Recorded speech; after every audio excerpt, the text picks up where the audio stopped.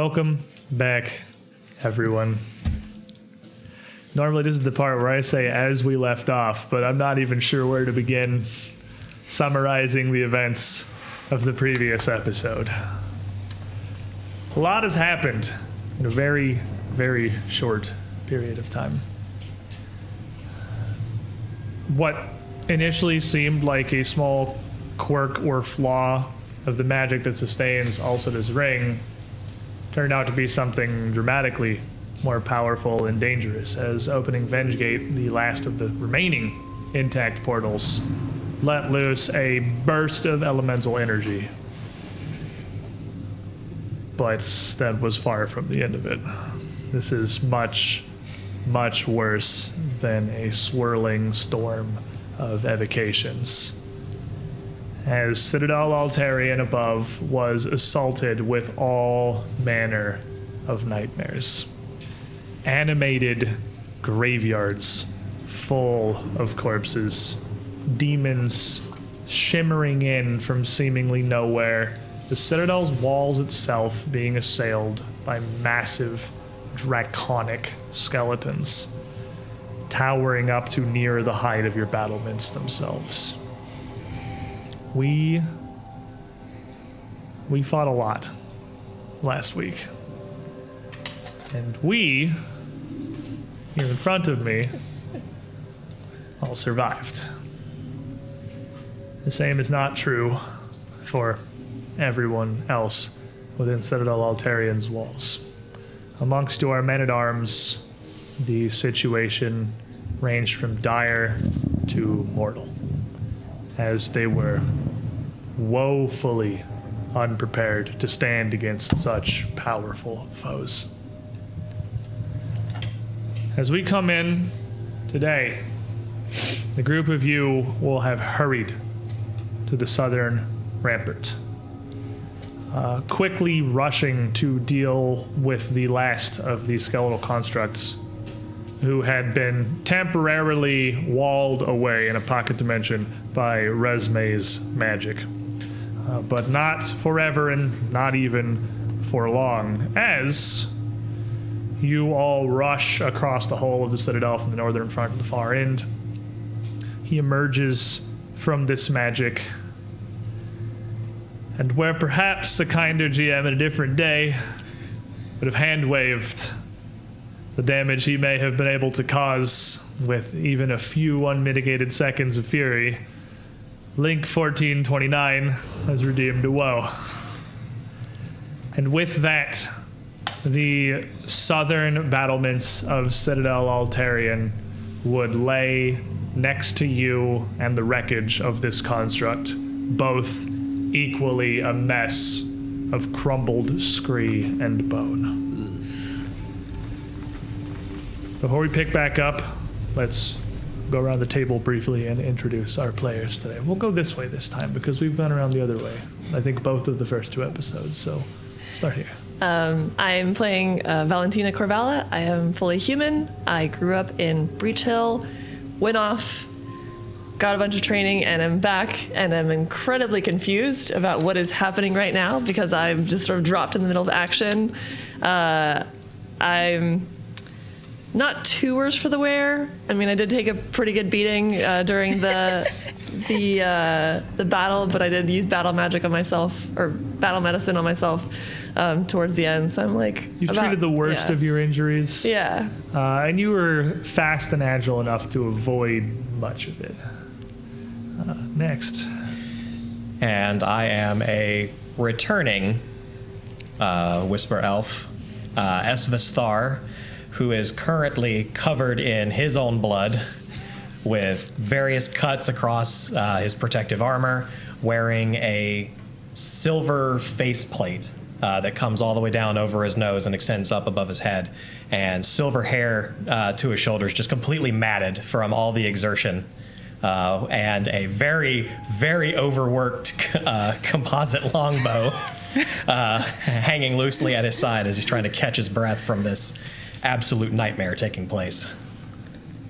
Well, I'm going to be playing a Buford Bates, also known as Buddy. I'm looking great, actually. I've had a pretty good day. I mean, nonetheless, a pretty rough fight here. I've learned a few things about my new armor, but I'm... The divine selection process of Iomedae definitely helps out a little bit. It's a weird choice. Interesting choice for sure. I don't know that you should be allowed to say divine selection ever again. Yeah. Going to be playing Roshin today. Roshin, Battle Oracle of Milani, chosen and cursed to combat. Her curse both lends strength to her blows, but also closes her wounds throughout the course of a fight, that she can continue to fight and struggle for long after when she normally would have keeled over from her injuries. As a result of which, Roshin looks fairly in decent health. Her wound, no visible wounds, they've all closed up, although she is noticeably slumped a bit. Her eyes are sunken and her face a bit drawn and pale from a spirit leeching explosion from dealing with the war-sworn horde of corpses that rolled over her. Resme is an obviously elven woman whose dress, previously beautiful and shiny, is now torn and covered with blood and things she can't identify. And her eyes are also sunken and staring straight ahead, caught between a look of disbelief and sheer fury as she rises. She also looks very injured, covered with scratches and things. We're a little past scratches. We're way past scratches. But she's covered with scratches that look like they came from several different swords from several different directions. Variety of scimitars and falchions. Yep. As the group of you here, exhausted in the muck and the mud outside Citadel Altarian, as the battlefield has been soaked, not just with the blood, but also the rain that has been unceasing since this storm of elements has begun to whirl overhead. You can all see the sky above.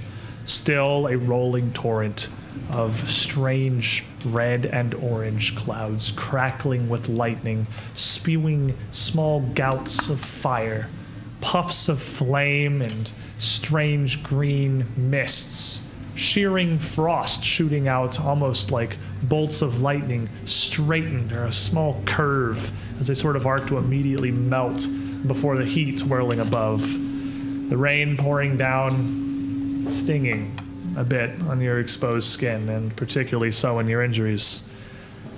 Very briefly, that woe may not seem particularly impactful. I want these wheels and these woes to be big events, and trust me, the consequences of that woe from Link are more than they may seem right now, or perhaps even today. But remember this moment. You'll know when. Great. You hear the massive, not so massive, wing beats of a blue dragon as he sails around the southeastern turret of Citadel Altarian. It's bracing against the southern walls, crumbled and destroyed, causing even a bit of the base of the bastion itself to buckle inward. This dragon, a crystal gleaming curved shard embedded in the center of his chest, lands in the mud next to you, a spray of this grime. Things seem to have cleared for now. You're fortunate I arrived when I did. Indeed we are. Though it's first time meeting you, you have fought valiantly on our behalf. I consider our debts settled. Buford and Resme. Huh? Oh. This evens things. I owe a debt to none of mortal flesh now. But for the rest of you, your presence has been graced by Zurich, mighty dragon of the south, aspects of the Mwangi wilds and terror of the Ekajai reaches. Zurich, sir, it is a real honor to see you again. We've had a couple tragedies around. Are you going to be sticking around much, or are you heading out? Seems like things are wrong. Are you asking me for aid? Are you willing to give it? Perhaps an exchange of favors. You owed us one, apparently, for quite some time for now. Only seems right that we take on a bit of debt.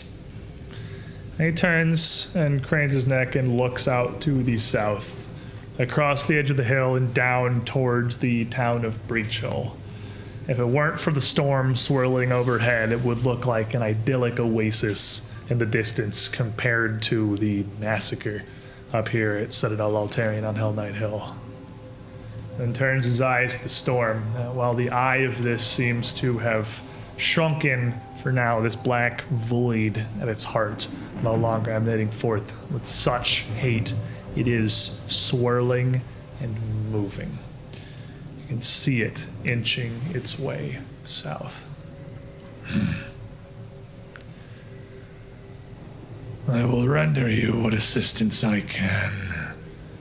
Not because it is a debt owed, but because I find it interesting. He looks down toward his own chest and pulls up one black claw, his blue scaled hands, and gently lays it on this shard of crystal, about the size of a human hand, sticking out. I did not come simply to visit your worthless village. I felt a compulsion, thoughts in my mind that were not my own. One's unwelcome to travel north across the inner sea here. I know not why, or rather, I didn't.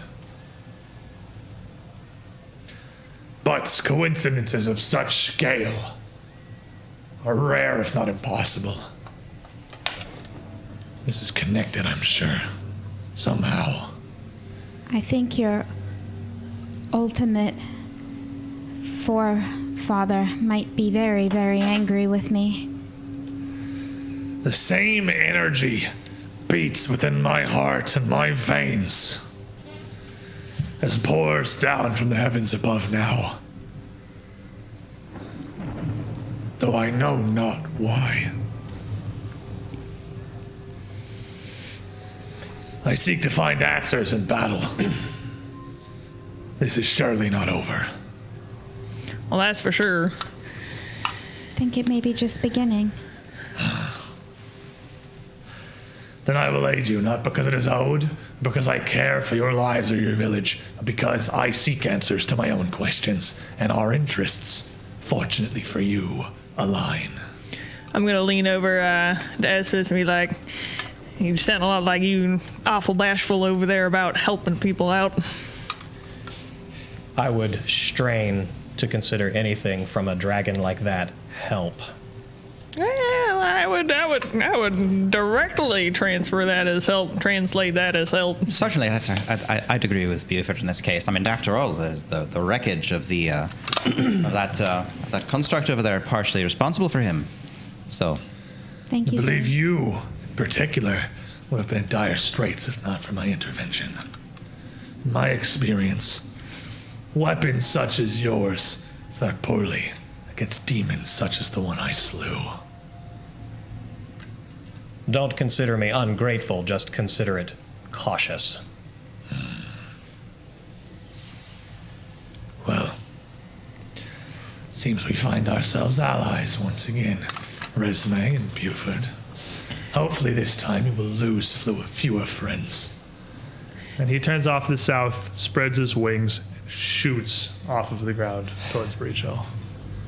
What a conceited bastard. Resme, I'm so sorry. He's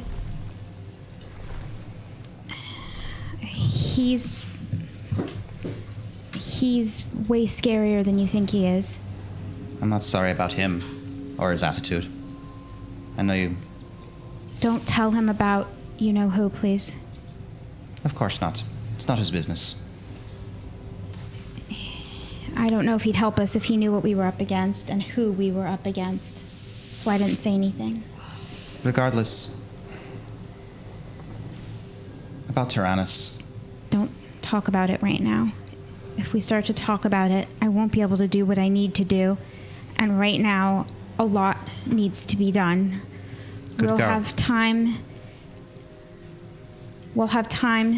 to think about what to do about this situation later. We both know that there's a solution, even though it's not one that we've chosen to use before. This may not be a solution, but it will certainly be aid. This must have happened during the intro because I did not hear the notification, but we have an anonymous source of assistance that has come in, granting 1 hero point to each player at the table. Whoa. Dang, That comes- anonymous. That comes coupled with a bless, but you already have blesses, and that's not like a resource that stacks. It's a resource that stays. So I will give you an option. I mean, it was anonymous. I will roll a d6, and we will just give that a bless to everyone is the same as 1 more hero point.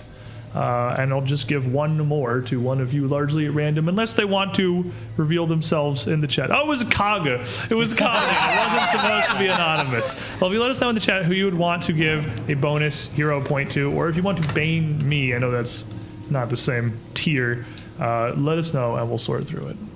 Thank you, Kaga, again. Oh my god. Thank you so much. You guys seem like you may need it. Yeah. He likes to roll. All right, we'll roll it. He's happy with the roll idea. Okay. 1 through 5, I'll reroll a 6.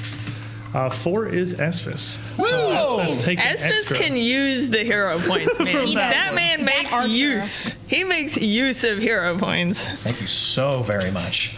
So, Resme, I'm sorry you're so war-scarred at this point, but... It never gets easier, but at least you can move on. We have things to attend to. Right. One thing, my soul seems to be leaking out of my face. We should really fix that. Well, someone I know could take care of that. Where is he? I have it. And she'll reach into a small pouch and Mary Poppins style, just pull a staff. Out, full-size staff. And just hold it in her hands and sit down and focus and begin the 1-minute process of casting Restoration on myself from my Greater Staff of Healing. As she Major. begins- Major. As she begins to draw the magic out from this major staff of healing. Again, that doesn't take some time.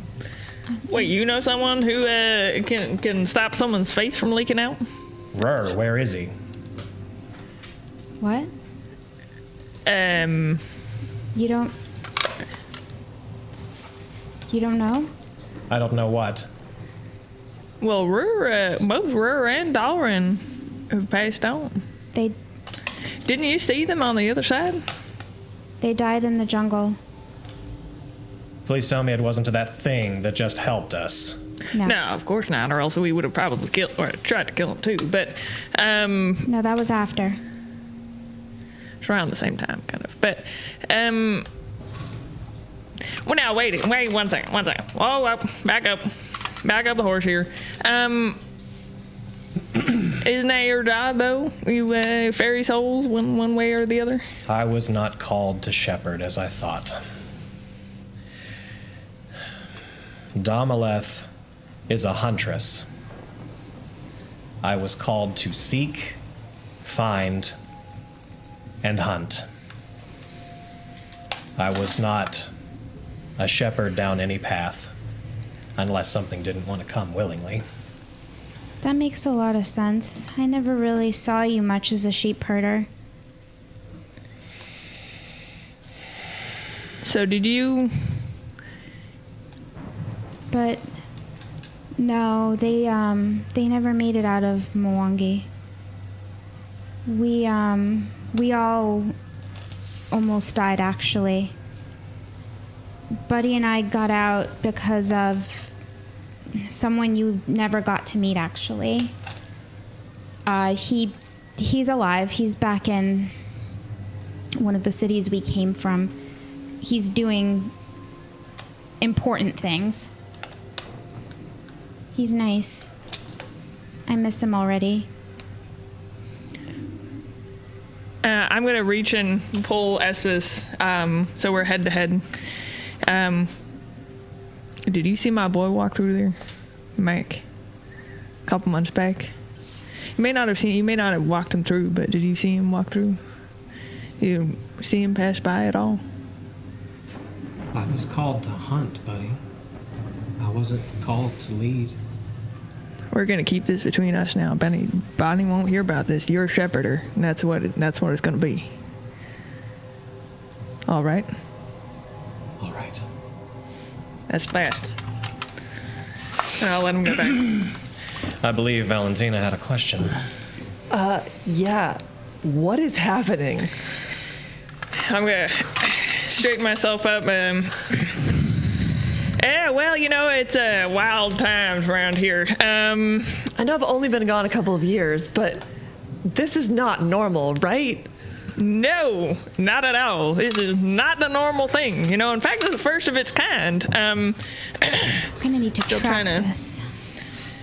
Yeah, well, it was a long story, big party thing. It was way back when things happened. This is definitely not normal, and I'm interested to see what happens around here for this. What are we gonna do about this? Everyone, take some of these. Resume will start handing out what look like little shining bottles of alchemical substance. I don't think we're gonna get much of a break. Let's heal up while we can. Alrighty, we need more than that. I've got some. Yeah. I'm sure this armor has more in it. I've got these plenty. are greater? These are all they're greater elixirs of life. Greater elixirs yeah, of they're life? 70. They're 7d6 plus 18. Greater or major, whatever that is. Yeah. We have, for the purposes of efficiency, decided that these just heal 443, which is average rounded up, to save everyone rolling 76 like 10 times. This has been a common house rule that I do when we have people that can hand out buckets of healing potions, and I'm bringing it back from first edition. On the Cure Light Wounds was just, I'm like, I would like 17 charges, please. Like you would order your healing out of the magical healing stick. I'll need 4 of those. Have at it. Yeah, how many we have? I could use 2, but I ain't saying nothing. I have 20. So how many do you want? I'll use 2. 2 will Thank put me you up very much. tip-top shape right there. How many you need? Val? Appreciate you. I'll take one more. Okay. 2 for you. And Roshin will take 1, but not drink it just yet. Because the health doesn't have anywhere to go. And this is, again, just to cut down on the distributing the healing time at the table so we can get back to everything else. And as these potions are being handed out, through the rubble of the southern ramparts of the Citadel, you see the head and shoulders of Valia poking her head around, one side of her face streaked with some dried and matted blood. Oh, thank Abadar, you're all still standing. All right. As these things go, I suppose. Certainly, the Citadel's looked in better shape. Although, to be fair, it's probably looked in worse shape, too, now that I think about it. This is an incredible amount of damage. Even given the size of those things, it's a damned castle. It's meant to be able to stand up to siege weapons. They brought it down like it was made of sticks. Yes, I suspect they're cheating a bit. Valia, if they are injured, get them inside the mansion. There are facilities in there that have healing supplies and a surgery, and they'll be protected in there. There's not more of the men-at-arms here that are injured than the infirmary and the Citadel can handle. Not for positive reasons, I'm afraid. Of course. We've lost quite a few. I believe that Marcus is still trying to get a head count of who's still around, but I'll let him know that you're still here. It's fortunate all of you were here. And she looks up at the sky. It's providence, not fortune. Call it fate, then. This doesn't seem to be abating.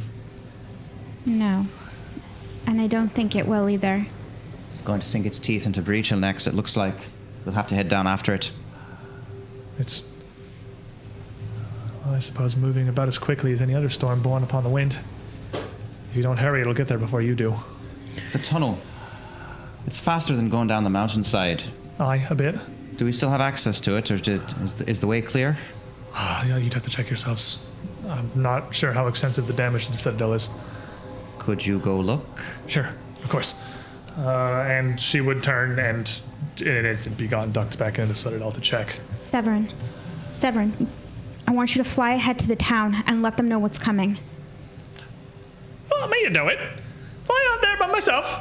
After that mighty dragon. I Severin, think they'll probably notice when the big blue fella arrives. Severin, let them know that he's a friend and that they're not to try to hurt him, and let them know what's coming. Go. Oh, that's fair. Makes sense. Would turn, flap his wings and all, and head off to the south towards Breachill as well.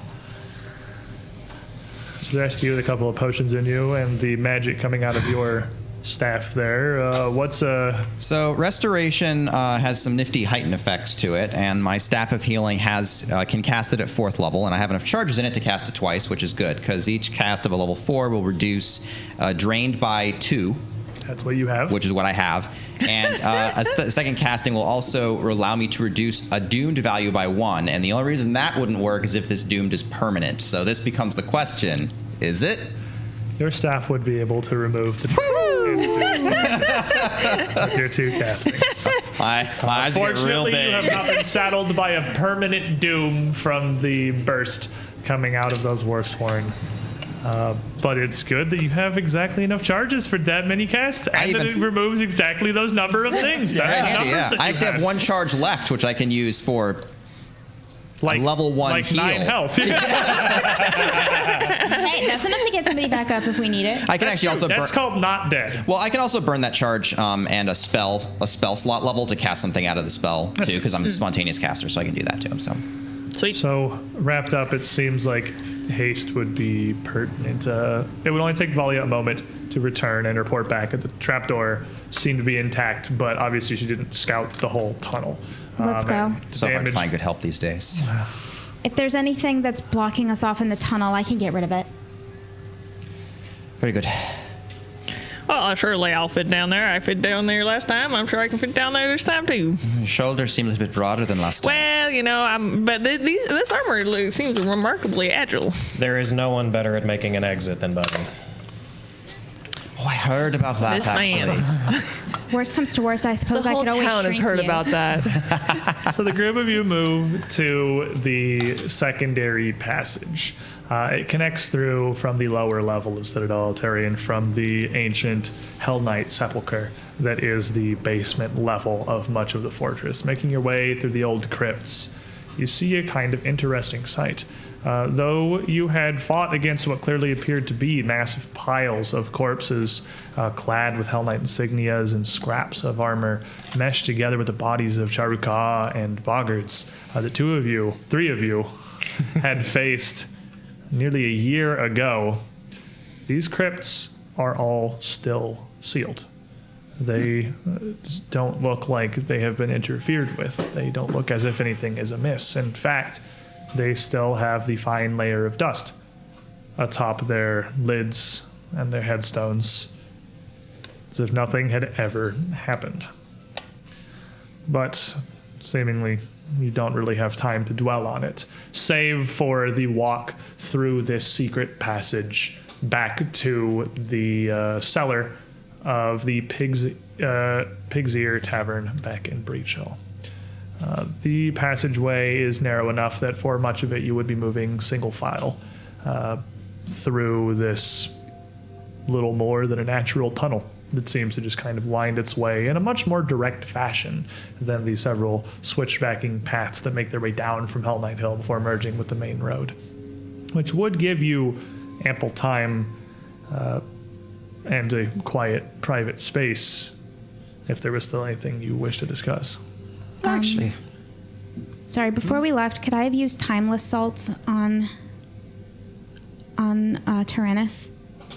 Timeless salts are like the alchemy equivalent of I thought you guys were kind of in a hurry. You didn't. we are, but I want to at least give it to somebody. I'll give it to Valia to use on Okay. him. It's to make sure that his body doesn't start decomposing. You could have handed them to Valia for sure. Because I'm like, if you're going back to Tyrannus, like No. that's not a scene where hand waving. That's not something that just happened off camera. No, Like, I just want to we make don't sure. have time. Making sure there's no decomp happens fast. Don't want to wait around for a couple hours. Especially when it appears to be raining acid from the sky. yeah, that's probably bad on him.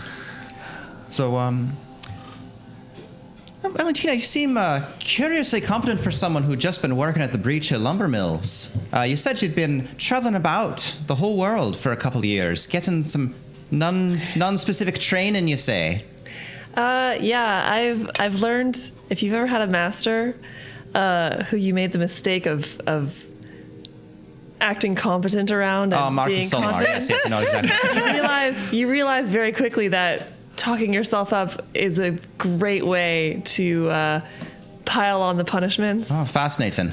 So I tend to try not to showboat too much. I've found that it gets me in more trouble than it's worth. Well, you've saved all that punishment up. You have plenty of it to dish out now.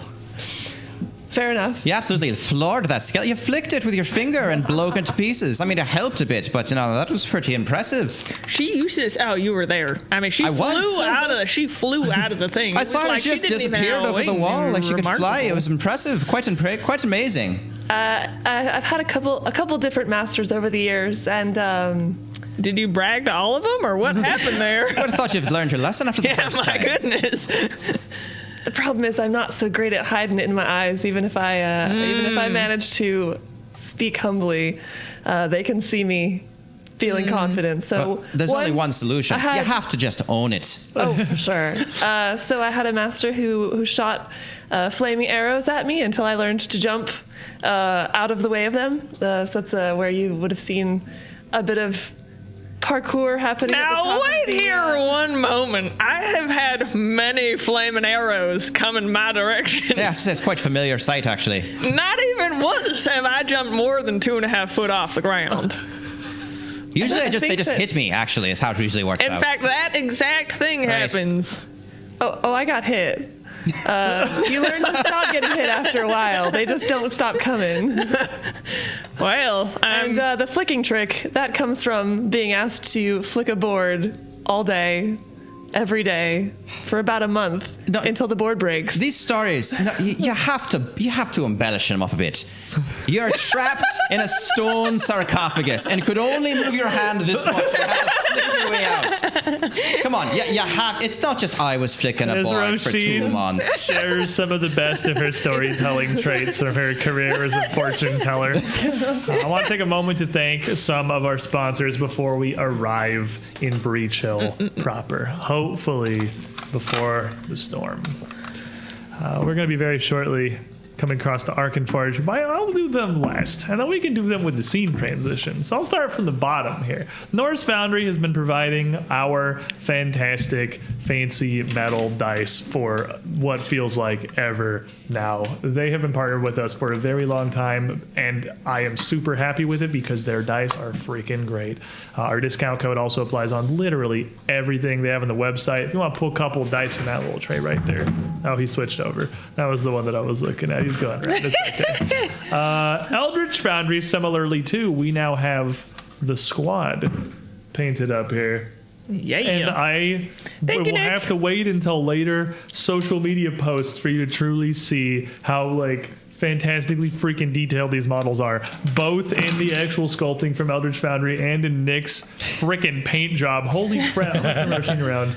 You can get a hint here. She's got a totally free-handed whole symbol of freaking Milani on her cape. It's awesome. Came out pretty good. These so are good. pretty solid. Super happy with these. First time I've ever successfully painted pupils on a model, too, by the I way. did notice that she actually has eyes. You went crazy person on that. I was like that's the danger. When I was painting, I was like, Nick gave them eyes.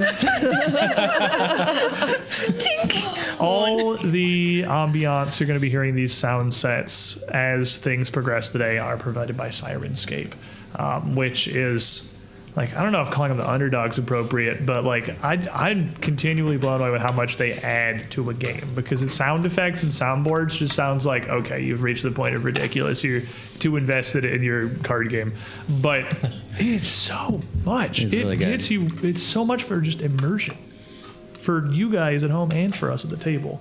And finally, as you emerge from the far end of this trapdoor and out into the streets of Breachill in front of the Pig's Ear Tavern, it seems that the storm has already begun to fall on Breachill. What? Got a quick point of order. Okay. I have buffs with durations. I need to know how many of them are still up. It's like a 45-minute walk. So the 1 hour buff is still 1 hour up. buff would still be on, and would have probably, let's say a 1 hour buff's got 10 minutes left. I'm going to shoot down another Drakeheart mutagen so Fair it doesn't run out. Out in the streets here, you can see the red haze that the rain has begun to fall. You can see across the rooftops of the buildings around you, fires have started throughout the village. This is not a fortress. This is a small town. The acid coming down, the peals of lightning, the hoarfrost streaking wildly through the air, and these gouts of flame, these small fireballs seemingly dropping from the sky, have brought Breachill into a state of panic. And you emerge into streets surrounded by screams and fire. You do not, fortunately, immediately see any threats beyond the storm itself. There are no demons, no massive hulking skeletons, no sentient piles of corpses. But the situation is dire. We need to find the council, and we need to start to evacuate. Where are the places with most amount of people? What day is it today? It would be an oath day, late in the afternoon. The center of town, where the grocery store is located, where the town hall is, Monument Circle, best thing that Breachill has for a park. Most of the town's utilities and main storefronts are fairly centralized. You would already see quite a few people in the town who could gather whatever things they could grab, or their families or their children, already tearing for the northern gate, not terribly far from you as you emerge from the Pig's Ear Tavern. People are already attempting to sprint out from the village, but the situation in the fields beyond does not look much different. The storm does not stop at the city's walls. Direct people into the tunnel. Yes. Yes. I'm going to start taking people around. As you start to call out, you hear a wash of fire and what sounds like an explosion. As one of these many winds and gouts coming from on high twists down from the cloud as the center of it begins to reopen and form into this black morass. A tendril, almost a finger, of whirling flame descends from the sky and lands near the center of town with an eruption of fire. Oh, goodness How gracious. close is that landing to like the water tower? It would be a couple, maybe like 200 feet from the water tower, near towards the center of town, with those 6 water towers at the south end. Is there anyone in the Pig's Ear right now? In the Pig's Ear, there would be a couple of people. Zuri would be there. It seems the responses are kind of mixed, because going outside does not seem to be the greatest idea. Zuri, as well as Dolphin Grega, her bouncer, would be behind the bar and would just have looked wordlessly as the group of you surged past down the street. Both of you. Get everyone in here, into the tunnel, heading back up to the Citadel. Pull them up from off the street, send them in as well. We've seen what happened to the Citadel. It looks like it was so much worse. We've got it cleaned up. We're cleaning this place up now, but it's not safe here. Get them moving. I'm gonna coerce them if I have to. We need an intimidate check. She's already coerced by that. Okay, that's a 43. Yeah, okay. She's a lot more encouraged by you. She owns a bar. 43 is definitely going to very critically succeed. She'll nod and just kind of smack Dolphin. Did you hurt her? Round everyone up. And she bolts down to the cellar herself. As Dolphin kind of looks around the tavern. Aye! You heard the loss! Drop your drinks or bring it. I don't care. Get in the tunnel. Good man. Well, looks, there's a tunnel. Get out of the cellar. I got time to explain this to you warriors.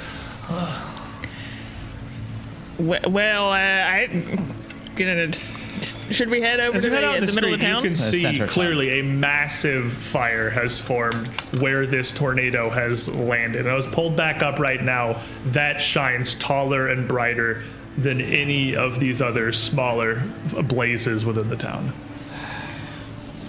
It's worth a shot. Is it within 500 feet? You can see like the flames over the rooftops. You can't really see like the building that's on fire from here. Okay. Well, I guess better head that Start direction. hustling then. And as you start hustling that direction, you get on the edge of a block around a corner from where this would be. Looking where it landed, it looked like it might have hit Caden's Keg, the bigger of the taverns in town. You hear a thunderclap and see a blast of lightning come down a little bit more to the east. And as this lightning strikes behind it, there is so thick and massive it is visible a whirl of hailstones like small boulders that slam in, and you see hit the top of the Great Dream House, the Desnan Temple on the eastern side of town. You see the roof crack and buckle and sink down and hear screams. Well, I suppose some of us should head that direction. Do they look like stuck in there? Like, is that something You that... saw the top of the chapel come down. Surely people are stuck in there. How did the that's Lady a of decent Fate not distance see away. that coming? Which one's closer for The the closest one short-legged? is Caden's Keg. You are like just at approaching the corner to that as you see this second disaster strike. Well, it doesn't look like there's much to fight around here. It looks like we're going to have to be directing people. I can head to the closer one because I've got short legs. I'll assist you, Buford. The armor slows me down.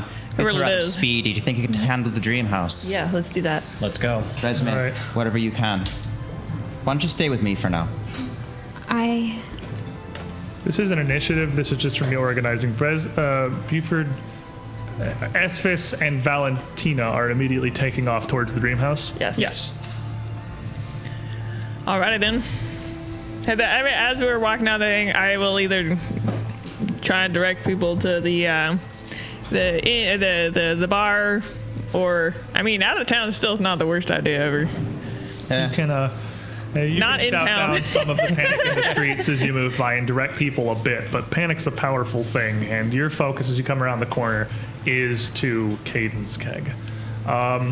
You can see that while the building appears to be mostly intact, it is phenomenally ablaze. It's not as if, like, even a regular fire left unmitigated would be nothing like this.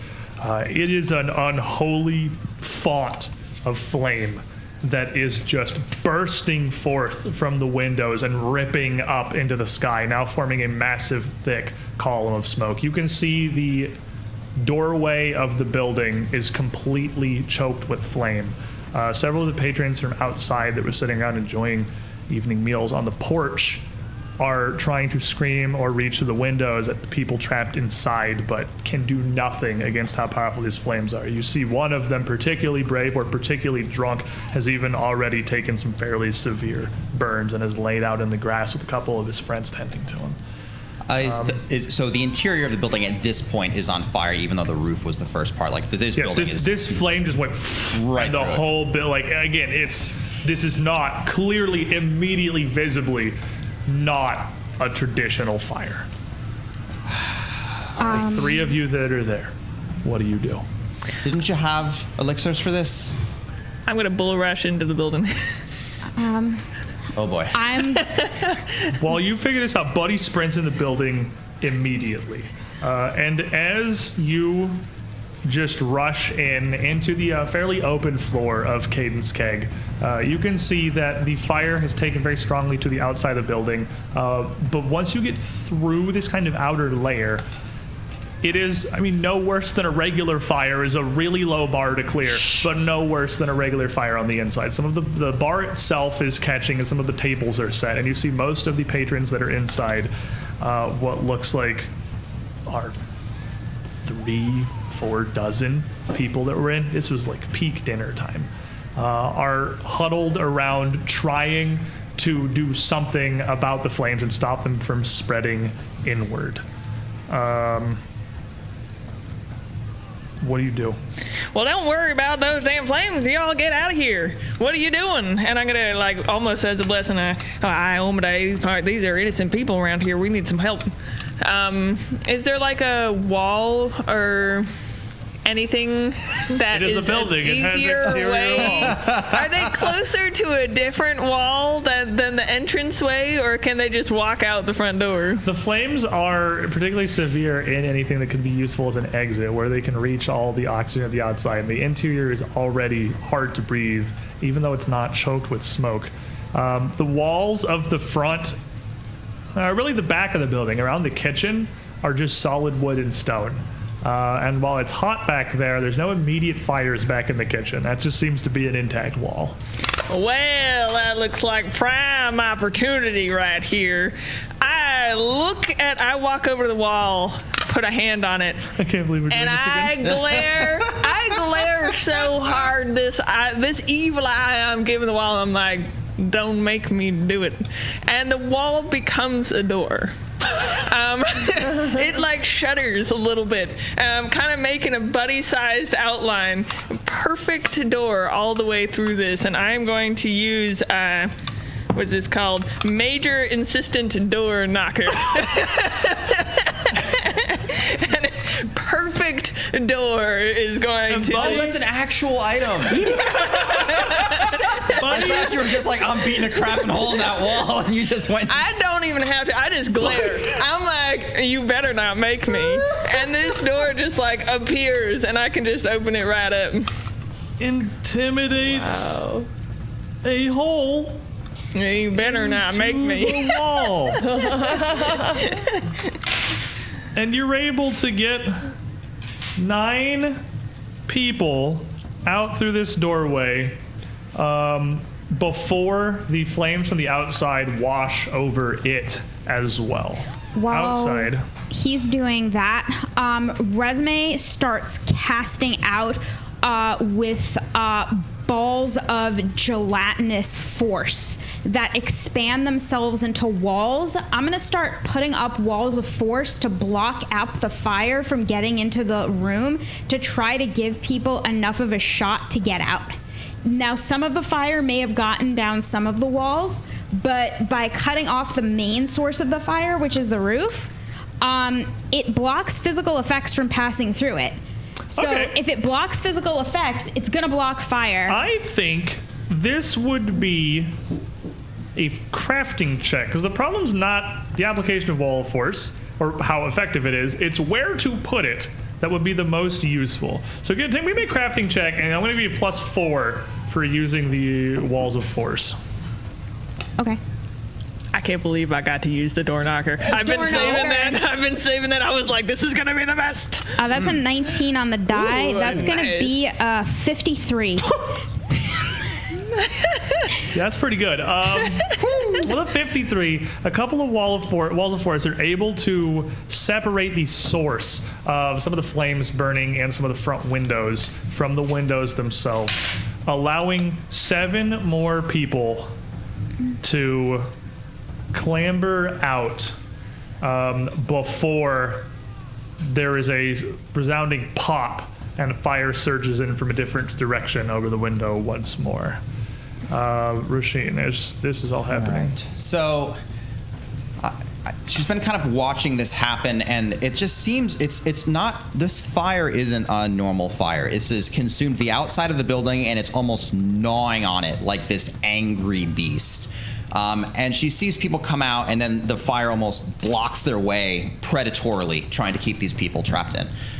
So just kind of narrowing her eyes at it and looking, seeing as the people finally get clear and the rest are trapped. She's going to be a little indiscriminate and kind of just be hoping that the structure of the building protects the people inside. But the worst of the heat seems to be on the outside of the building. So she's going to kind of focus, and a ball of inky blackness will appear in her hand, and she's going to flick it to the top of the building. Grime Fulus. And this ball will flit up and then blossom and expand. This is going to be Eclipse Burst. It is a 60-foot burst, 500-foot range, and it should, unless the Cadence Keg is really big, it should consume the entire building, I would think. 60 feet is like 5 stories tall. It's pretty big. Yeah.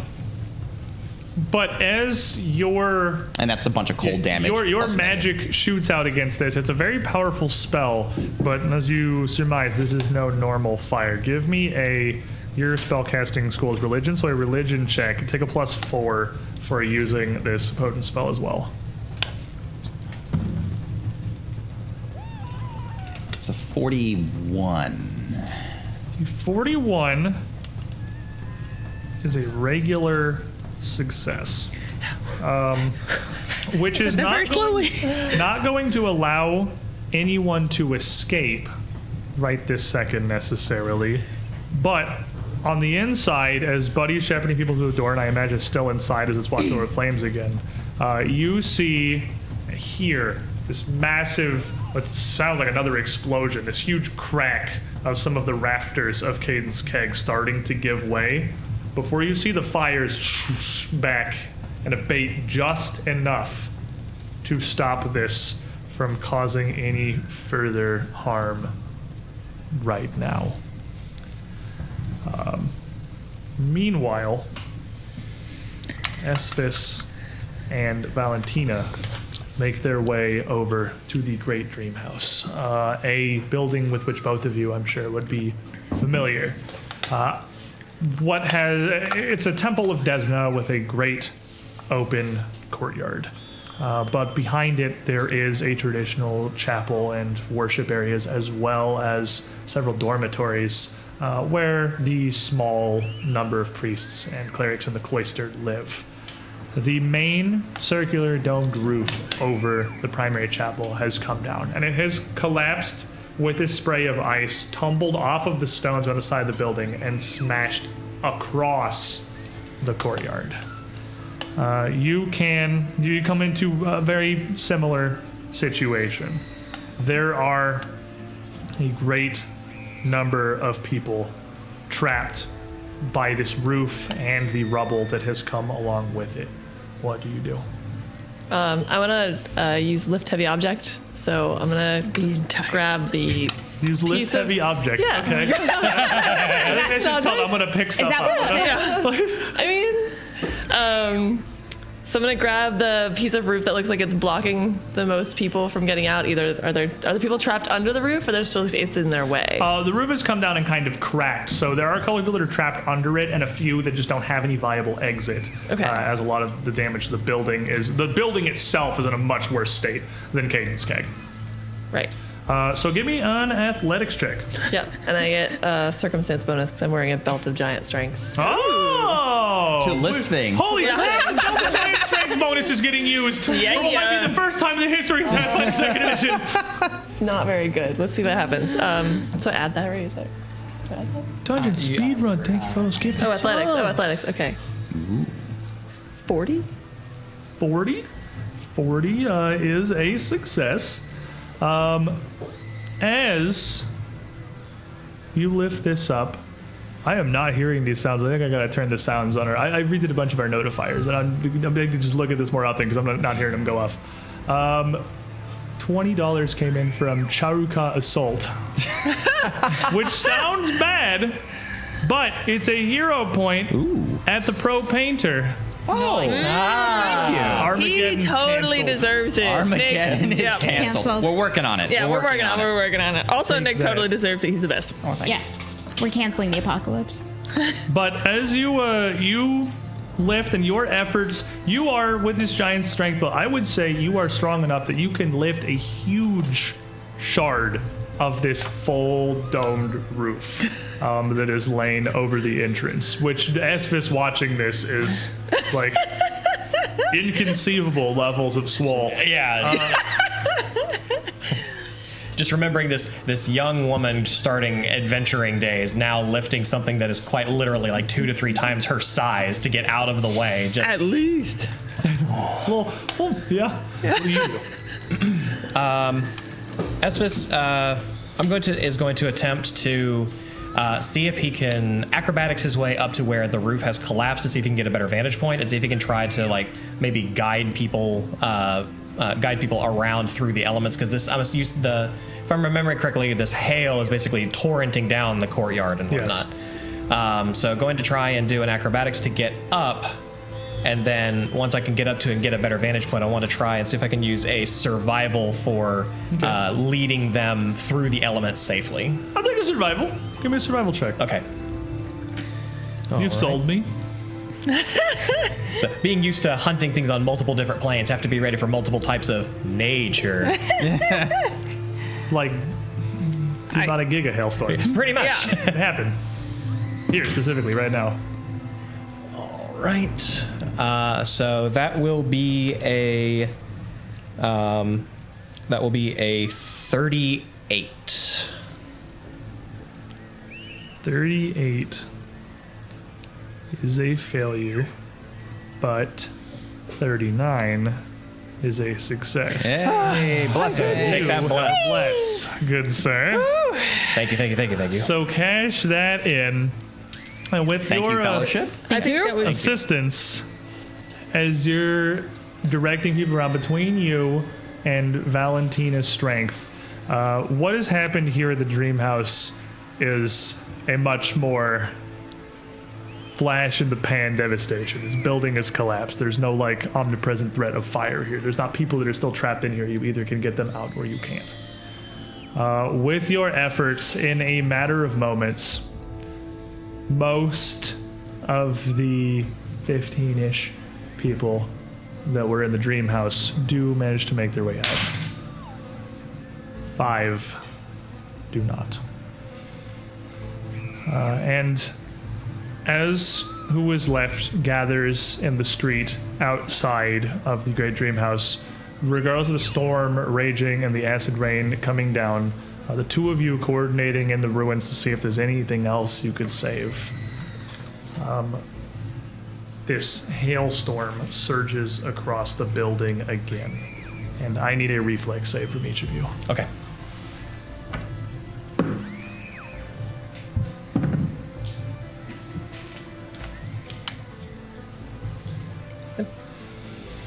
Uh, 51. 51 is a regular 17. success. What? But with my evasion, it becomes a critical success. What are the crazy town numbers now where I'm like, holy crap! So that's a regular success. I'm glad I where we're wasn't at. there. Okay. Valentina? 37. 37 is a regular failure. Oh. Fear in Buddy's soul. So with your critical success, you're going to be able to evade all of this. On a regular failure, Valentina, you are going to take 34 points of mixed cold and bludgeoning damage. As this, you were just battered by these both large and incredibly frigid hailstones. But without much more time, you're able to determine there's nothing else to be done here. You come down to the street where the faithful are gathered, and you, face to face, fortunately, see an elven man with blonde hair, straight pulled back into a wide ponytail, bright blue eyes. Callan Carindel, the proprietor and the head priest of the Desmond Dream House, who turns from his flock to the pair of you, and closes his eyes and raises one hand in front of his nose and the other raised up to his side, palm out, in a Desmond gesture of a brief gesture of prayer and thanks.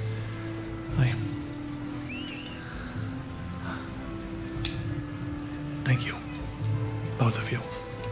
this is nothing short of a miracle that you were able to arrive in an instant, our moment of need, and before the blink of an eye had saved so many of our people, myself included. Thank you. And he brings his other hand to put his two palms together and bows his head and says a brief incantation. And you feel this holy magic wash over you as it emanates out as almost an effervescent wave of swirling, prismatic energy out from his hands. You feel a brief moment of calm and inspiration amongst this storm. Both of you are going to get a 5-foot bonus that stacks with whatever else you have to your speed. For now. And as you have brought us this miracle of death, and I will work that which I can to aid you. Go. I will tend to my flock. I will heal their wounds. Save who you can. Get to the pig's ear if you can. There is a tunnel. It will take you to the Citadel. It is safer than here. I will shepherd them. And, Let's go. Turns back around and starts incanting some of his minor healing magics to those who've sustained injuries throughout. And as you rush back towards your allies back at Cadence Keg in the round, what are you guys doing? Your event is a little bit more prolonged. Drawn this out. fire. Right. That seemed to work. We're holding it, and the roof looks like it's collapsing. How many are still left inside? Too many. One more dozen, maybe? Yeah, am I still inside? You are still inside. Okay, well, you guys see what you guys are doing. Roshin is going to walk into the front door and pull an immovable rod from her stash, push it up against the doorway, and click it in place to support the door to keep it from collapsing. Give me a crafting check. Give me a... Man, if only. Wait, what was your idea? I'll take it. Like it's in the door frame. It's like knowing if this is helpful or somewhere else you can do be more helpful. Give me... Well, you got to get into the door without getting burned, first of all. So we'll take acrobatics. We'll take acrobatics. What do you want from me? I'll just be burned. That's fine. Guess I'll just burn. I'll just Give me be burned. athletics. Assert your physical dominance over the fire. No, give me an acrobatics or crafting check. Those are your options. Okay, fair enough. I will critically fail it, but you get to see me roll a Norse Foundry die. I get an 11. Is this crafting or acrobatics? Acrobatics. As you try to worm in through the fire here, it seems that which is pouring through the door lashes out almost intelligently towards you, and you are right. Perhaps sticking your face into the fire to try to help here is definitely going to get you burned. Yep. I'm just going to grit my teeth and see if I can keep going. You are going to take 40 points of fire damage. I will take 30. You will take 30 points of fire damage after your resistance. But you do get the rod into place in the doorway here, bracing it open, and it is going to give a circumstance bonus to anyone attempting to use the front door to get people out. Resme, cold, and she'll duck away. Resme will intone Corporis Animatis Icarus, and she will throw up Mantle of the Frozen Heart, which essentially turns her into one large magical ice-producing machine. And she is just going to start, and a freezing aura is now around her, and she's going to start firing out ice magic left and right, and she's going to stand close to the door to hopefully freeze enough of it over to give people a chance to get out, and hopefully just dipping the temperature this low will also slow the fire down some enough to make it work too. too. Diplomacy check. What level's Mantle of the Frozen? Whatever you just said. It's 5. 5. I'll give you +2. Diplomacy's I've mine. never heard of this spell before. Is this a new one? It's a new one, yeah. Okay. I'm like, I've definitely never heard of this one before. I have no idea what that spell does. It's fiery body, but for cold. Oh! Yeah. Okay, that makes sense. Except Okay. it doesn't make you I know what immune that to- means. I know those words. It doesn't make you immune, it just gives you resistance 10 to cold. That's a nat 20, dear my friends. Goodness. So the problem with this is that this storm that's coming in, the events of Citadel Altarian were visible. And the storm is coming in with much more than just fire. So when a whirling blast of ice demon shows up at the door, they're not any more comfortable. But you are able, even through their panic, to make it clear that this is a way out. This is a source of safety. And that will, of course, critically succeed to help get people out. And 9 more citizens will make their way out. Come on, get out!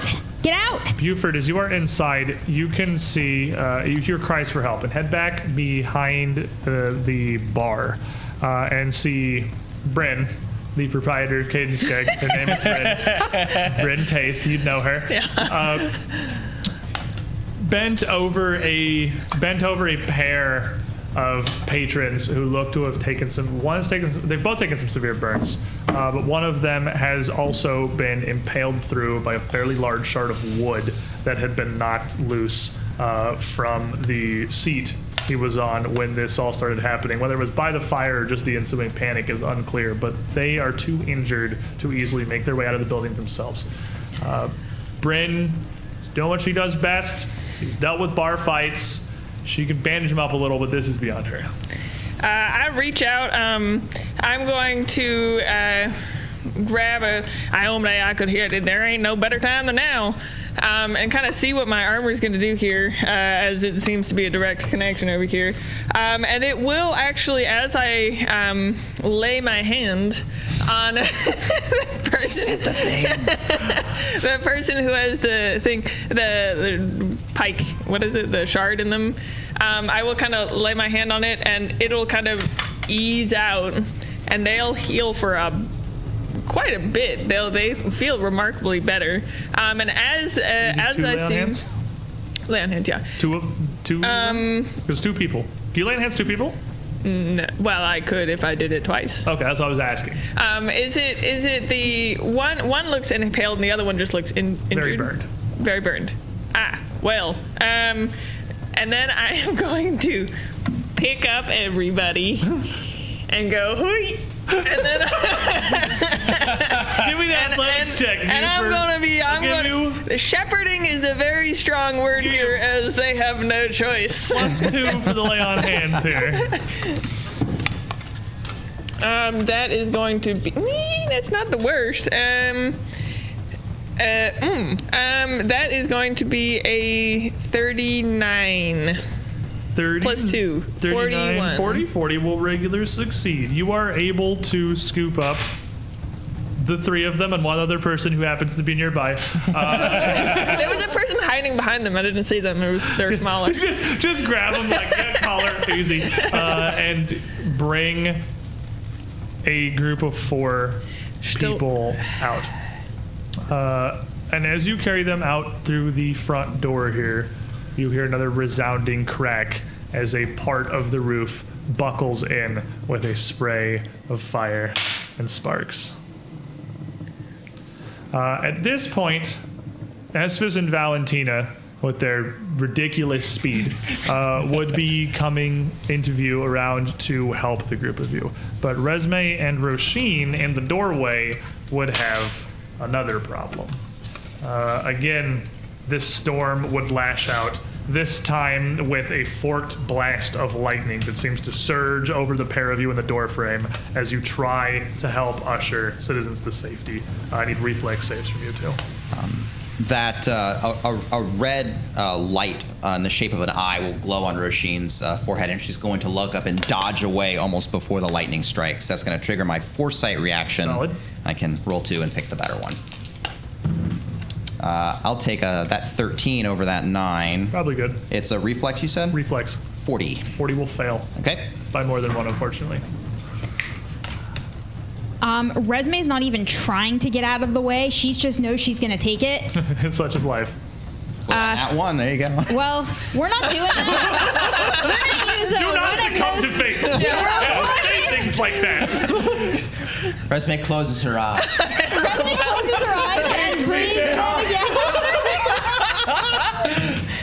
Oh, that's a 16. We like that way better. That's much better. What's total? It's a 44. 44 will regular succeed, so you will be taking half.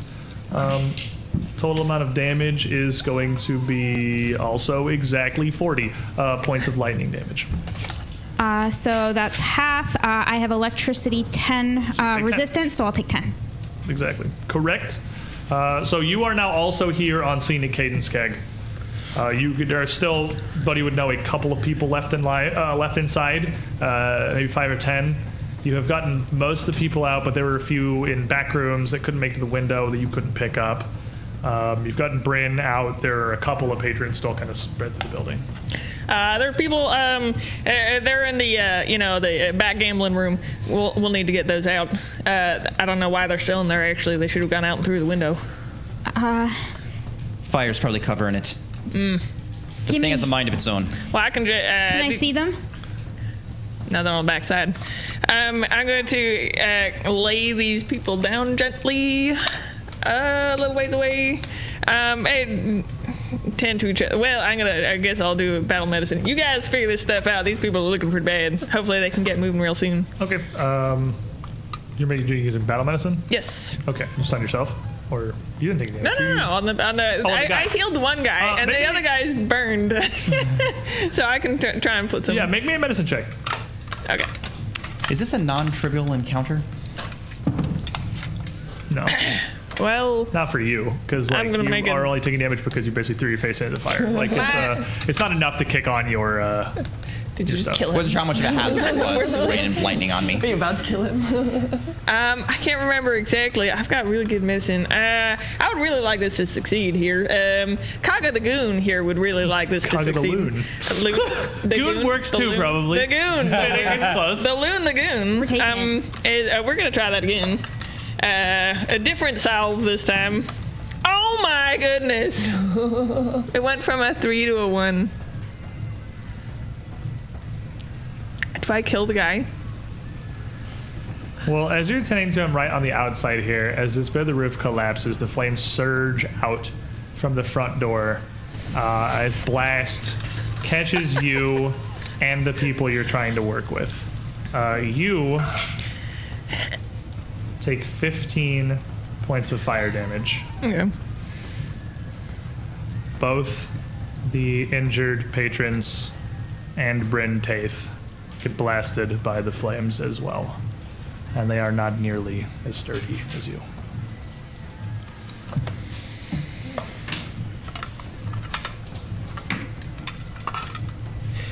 Get to the back now. Force it open if you must. Everyone with me! I'm gonna dimension door inside. I'll charge in with Esvis. You definitely know enough of you live here. You know this building. You can blink in. All right. Everybody, who's still up? I'm gonna look around. How many of them are still you up? You blink into this like kind of back gambling room here, and there's 4 people sat around this table, still a hand of cards in front of them. Cool. Collective transposition heightened. We're all going out. They just kind of look up at you. Are we? And I just We're leaving. Dropped on the ground outside. Are they on opium? And like, what is happening? Immediately panic, and no idea what just happened. The lady that was at the table, her eyes kind of go wide. And she just kills over and starts throwing up on the ground. Oh, it happens. That happens sometimes on the first go around. Oof, that's a side effect. Sorry. We thought we was gonna die. Oh, you were winning. Sorry. That's a good hand. There was nowhere to run. Might as well keep playing. And he throws up on the floor. They're out. Well, that's some dedication. With that, stopping the group of you before you rush into the building with quickly. We're all like mid-step at this.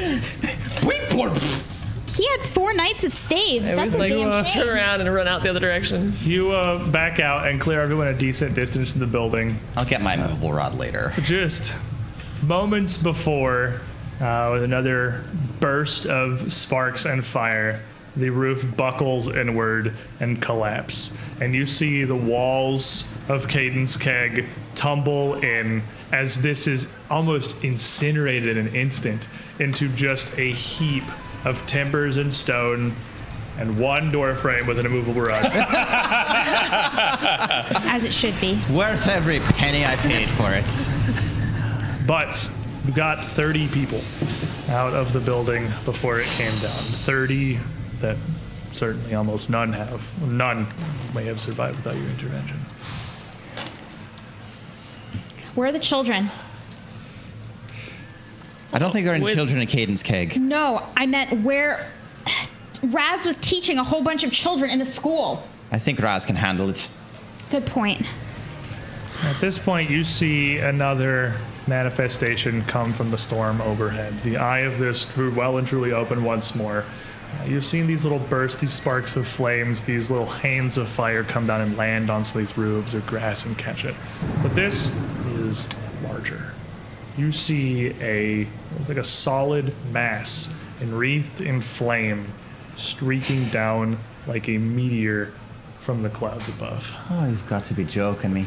Give it up already! Where's it gonna hit? Where's it gonna hit? Looks like Quick it's doing going to math. land towards the north end of town.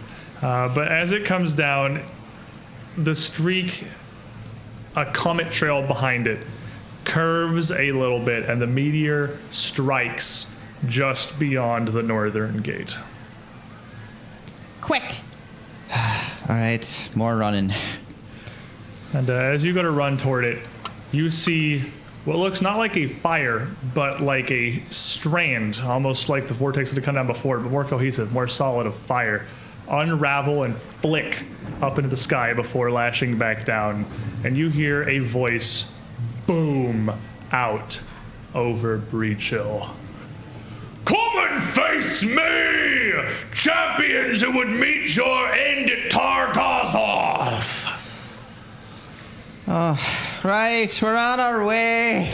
And as you run, you start moving towards the northern gate, you see a second meteor streak down towards the south. Oh, you're gonna have to wait your turn. Let's split up. It's here. We will take our midstream break. Son of a beast.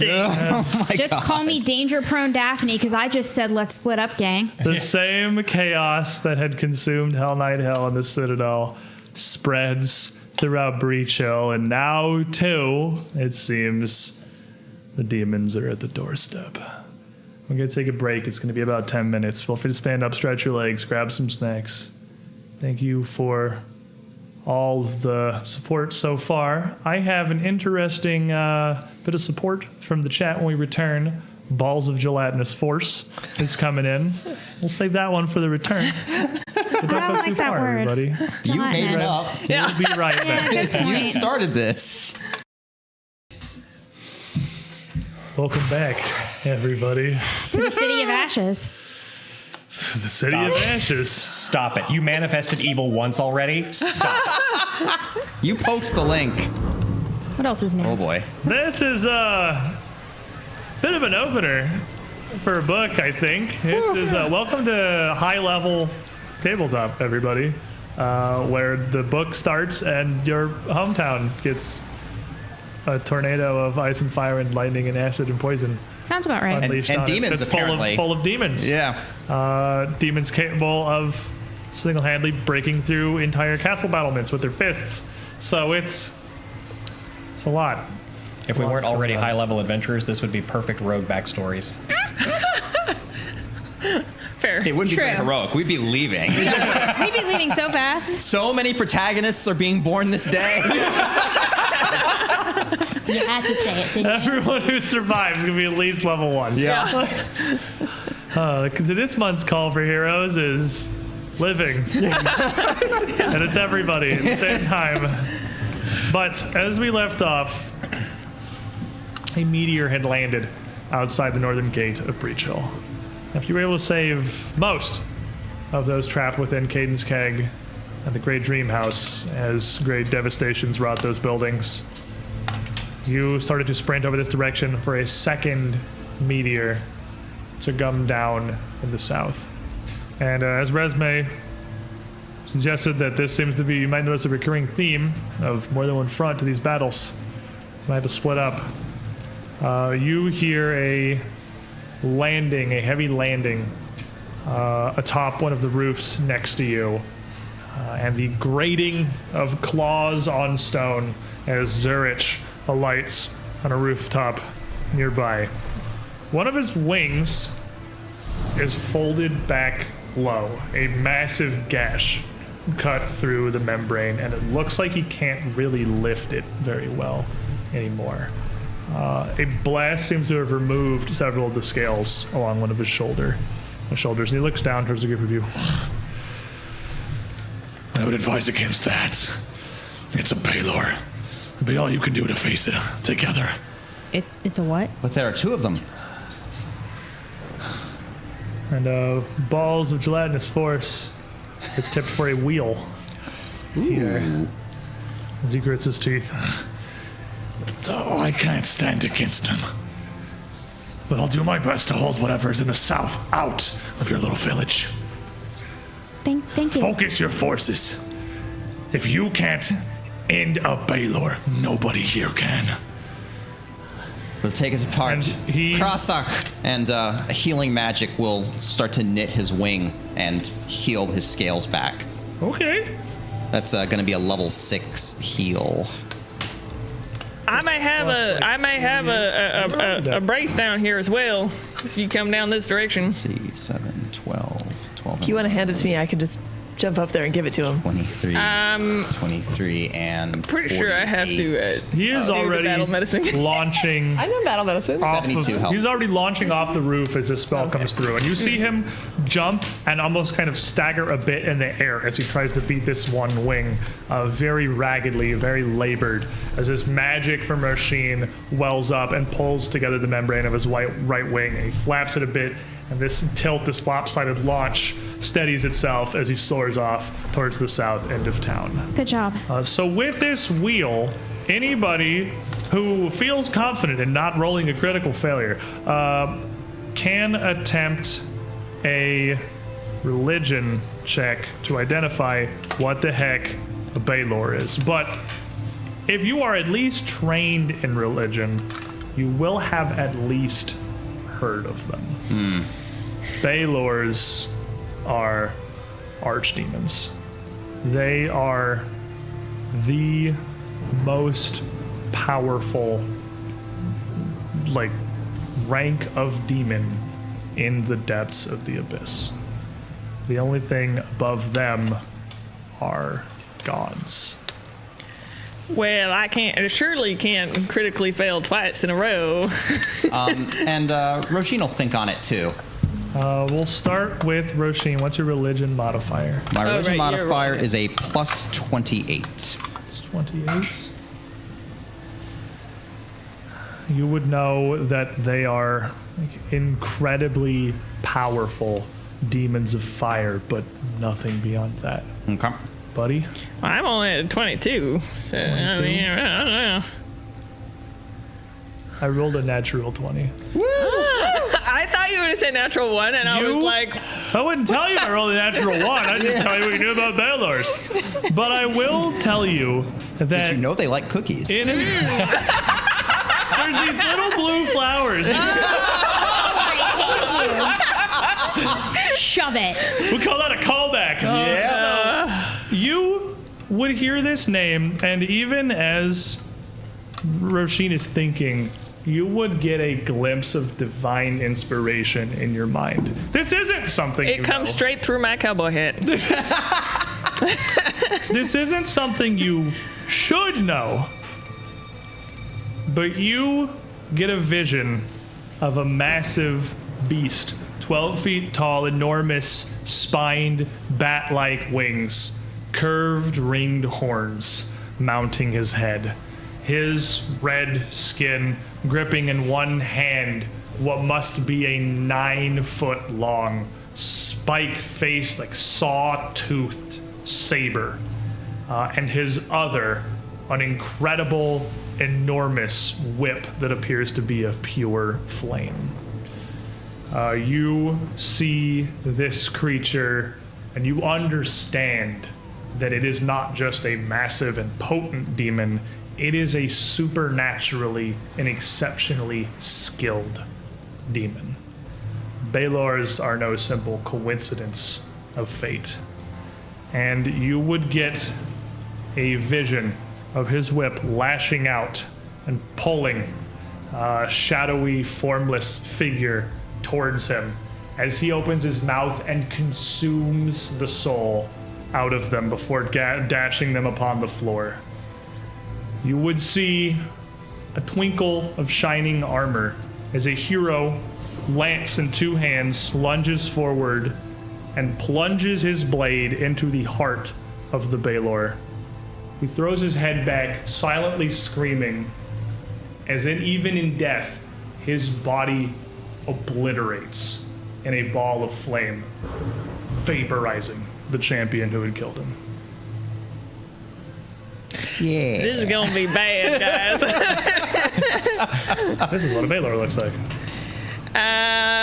You may know him as the Balrog. Yup. Because these are the thing that is the inspiration, or vice versa. I don't know if D&D First Edition. I'm pretty sure pulled this from the the Balrog. Yeah, And they almost both- assuredly. and they both- And the pull Balor different has token. lasted since like AD&D. Yeah.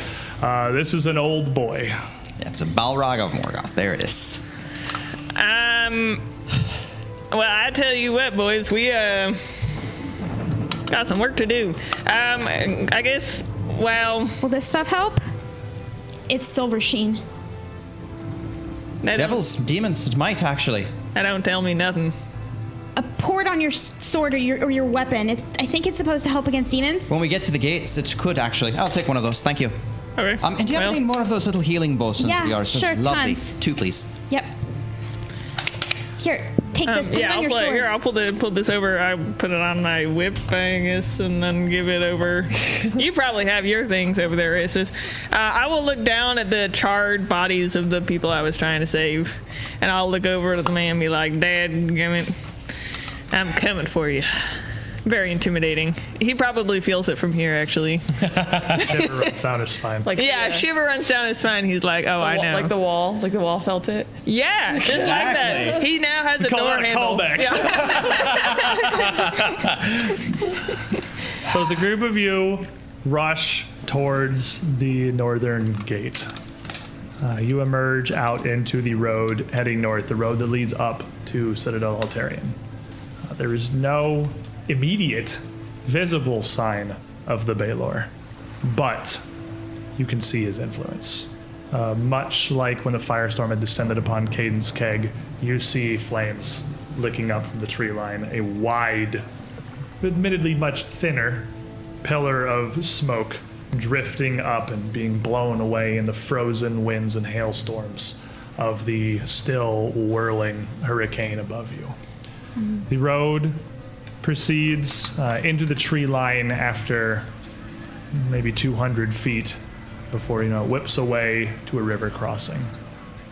As you approach, as you move through the trees, you feel the air get hotter. You feel the temperature increasing, not just a notable amount, but a comfortable amount. Even amidst the blowing ice and winds of the storm and the rain, the unceasing rain coming down across you, you feel as if you're melting. You feel your armor burning through your gambus and your protection underneath, those of you wearing metal. The temperature is almost unsurvivable, just moving towards this thing. And as you come past a corner in the road towards the bridge across the river, you finally gain vision of your opponent.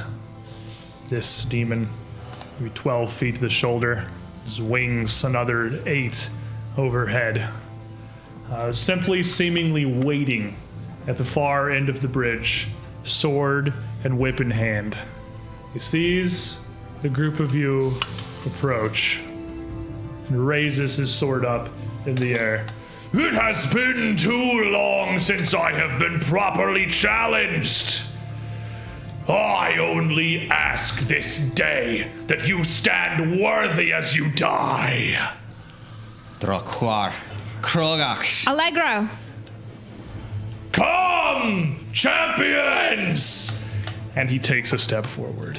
He would not stop you from briefly casting 2 spells. You would all get haste and whatever Roshin They've just got did. time to cast spells. I'm going to be like, you suck.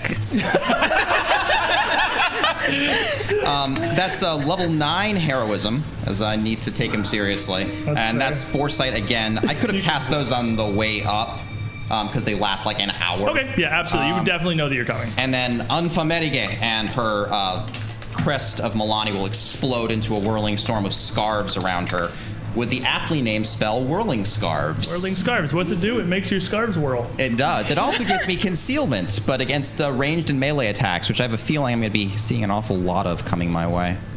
All right. So, initiative. Don't know if it matters, but Roshin and I are immune to anything up to extreme heat. Okay. Good to know. Environmental effects. Good to know. If it's an environmental effect. Okay, we're going to go shotgun mode. Buddy. Wait, what are we doing? Initiative. Oh, initiative. Sorry. I was distracted by my own genius. That's going to be 30.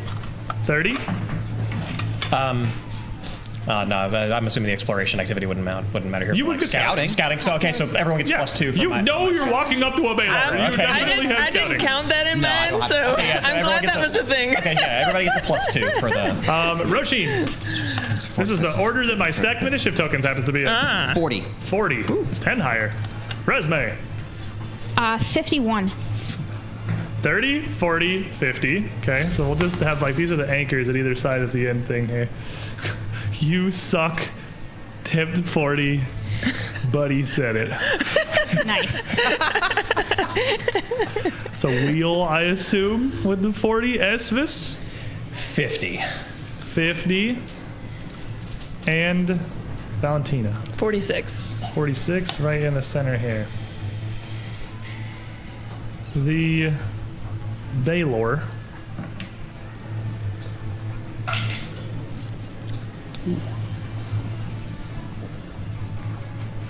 Come on, math. The Balor. This one I want this one. Gets a 54. Yay! But his buddy yells at him. He looks down towards you, his sword still raised. Come! Incinerate yourself in my presence. He will let all of you go first. He looks a He little is, far away for a battle No cry. hurry. He is definitely a battle cry range. Okay. Now for our wheel, he simply waits. Nice. His confidence unshakable. That is true. I mean, you say something like that at the start of a battle, it's gonna really throw people off their game. You got his head. Got really off his game here. Yeah. He was expecting something pithy, and that was it. You suck. Resume then. You're up first. Inflame! And Resume's body will turn into living flame. I have a feeling that's going to come in handy to be immune to fire. Probably. Yeah. He's holding a whip that's literally made of fire and it's like 115 degrees 40 feet away from him, so probably. And Sorsare. And everyone will get a vision of his next move going through your head. You'll see him run down the bridge and strike out with the whip, but you will know it a second before he does. That's going to be a true target. Solid. You have your haste action left. I don't know if you want to do anything with it, but like hypothetically, you I'm could. gonna add. I like it right here. Thank you very much. Having a great time over here. It's a good place to be. Esvis. First thing Esvis does is just takes in a deep breath, remembering Madame Maleth has told him about these things, to stay as far away as possible and never interact. But now it's time to hunt. Now it's time to hunt. So first action, hunt prey. I would definitely say you could have marked him as prey while you were marked taunting, prey so like, before? Okay, you're yes, fine. He's prey. Okay, so he is prey. So starting with the first action, Esvis is going to get comfortable back in the woods and instantly just walk into the woods and his figure just disappears. Okay. I'm always considered hidden, and I don't need. You always consider. I'm always considered concealed, or I always have concealment even without cover and whatnot. All right, well, the four of us then.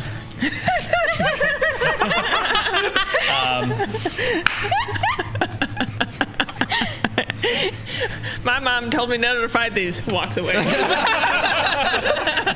luck. And then we are going to. So now that I've moved in and disappeared into the woods. Put your bless back on. Haven the Oracle. Bless for Esvis. Thank you very kindly. Nice. It's almost like they don't want you to die. I appreciate it. Something like that. Chad knows what the Balor is. You can tell they're scared by the support that's coming in. You can feel the fear. I feel the fear. Yeah, we all feel the fear. Okie dokie. All right, and going to open up with a hunted shot. 2 strikes against him. Okay. So first attack with the fortune effect. Yep. Roll twice, take better. Okay, so first attack. The first attack will be a 47. 47. This arrow will hit him. Okay. Oh, Yeah. I was waiting. Yeah. And second attack is combining for. Yep. Okay. A 42 exactly. 42 will not hit. Will a bless turn it into a hit? Oh. No. He takes the first one, and the second one just glances off of him. Okay. I see fear in Buddy's face. It's not 42. It's not 43. I look at my sheet. Okay. I can't tell what that is. All right, so that will be 30 points. Okay. And is any of that from your little fire arrow thingy? It is. It ignores resistances. It does not ignore immunity. It does not ignore. He is immune correct. to fire. Okay, then. I didn't kinda makes designate sense. which one would be. Sorry. You just pick one. I don't care that much about wait. a single-digit amount of damage. All right, so 27 points. 27. Okay. Okay. That was on me for not saying that in advance. I should remember you had that. Okay. All right. And then just continue firing. So third attack. Yeah, exactly. Okay. Machine Imagine gun he SS is just knocks going. 5 arrows at a time and just. All right. So that'll be. It's a 42 again. So 42 that won't do misses. it. And then last attack. Oh no! There it goes. Gone forever. Yep. You can. I have many. Here, I'll just reroll this one. Natural 20. Oh! Ooh, What's good. the surely the total, because you only have like a -2 when you're totally stacked up. Yeah. So that'll be the total will be a 49 with Yeah, with the so natural you 20. critically hit him. Okay. We All like right. it. Now, the if I remember correctly, the persistent fire damage from the flame room ignores immunities. Okay. So Sure. that will If it says that, I believe you. So but the D6 does not. It just ignores resistances. Okay, so first this. opener. What an opener. He's on fire. Estus isn't immune to being on fire. And then deadly. Let me make sure that my calculator is working here. So yeah, the player is shaking right now, but Estus is just trying to still his still beating heart here, just going and just focusing on what is going on. Sheenie, I haven't told you this lately, but I do love you. I love you too, dear. Not the time. And then the persistent fire damage. Look, he's got like 5 extra horns now. So 18 persistent fire. That's pretty good. And totaling that in with 86 points of damage from that critical hit. Solid. I love you, Esvis. As that lands, a thing we forgot about briefly previously is you have critical specialization on your prey, right? Yes, so is he immune to mental effects? No? Okay, Is so it do with the brain? so when Esvis draws this arrow back, just hit, like the first one sticking in, the second one just ping, this one just has the mark of pharasma spiraling around it as it strikes him, and the call of the grave is coming to him. He is frightened too. Solid. And he is pinned in place as it just goes straight through his knee down into the ground. Maybe more like his ankle. He's His pretty ankle, yeah, he's large. 12 feet tall, so more the ankle. The Bites shin. through and hits into the ground. He looks down at it, and you see he twitches and looks down towards the arrow. Ah, yes! Give me your all! And that is it. Oh, wow. That guy's creepy. He's just flexing while we hit him. Yes. You would think the one with the whip Valentina. likes giving pain, not getting it. Stop it.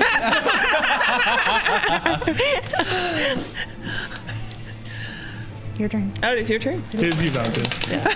So this thing is made of fire, or it's just It looks like got- it has a fleshy body. It just also has a lot of fire. okay. It's holding a whip made of fire. The whip is fire. The grass and trees around it are just smoldering from its presence. Okay. But it is like you see arrows sticking into it. It is a physical demon. Okay. I'm just deciding whether it's wise or not to like just start like all out with bare hands, but like I have no other weapons, so let's do it.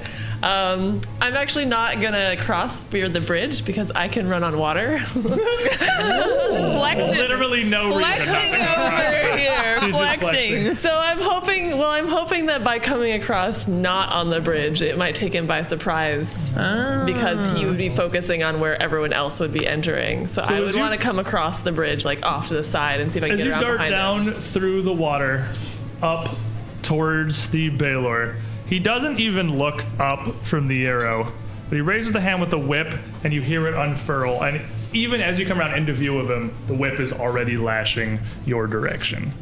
At an impressive distance, this thing unfurls to 24 feet long as it strikes out towards Valentina. So, This is fine. We are fine. it's going to be a 47 to hit. Wait, it hits. Oh yeah, it hits me. To you, yeah, to Yes. you. Boop, boop, boop, boop. Give me these. Ooh, low damage rolls are nice. So 29 points of mixed fire and evil damage. So you will get your full fire resistance. Yeah. Against whatever So it just is. half and half. Yeah, it just. Do you have evil resistance? No. Oh, then it's just that total minus whatever your fire resistance Okay. is. Like 2 of it was evil. Okay. And this whip does not just strike you. The tip lashes out and coils around you, and he yanks you up, brought in this coil, faster than you could even run. It snaps back and pulls you up about 10 feet out away from him as he turns his head down towards you. At this distance, you can feel the phenomenal heat increasing exponentially as you get closer to him out of the river.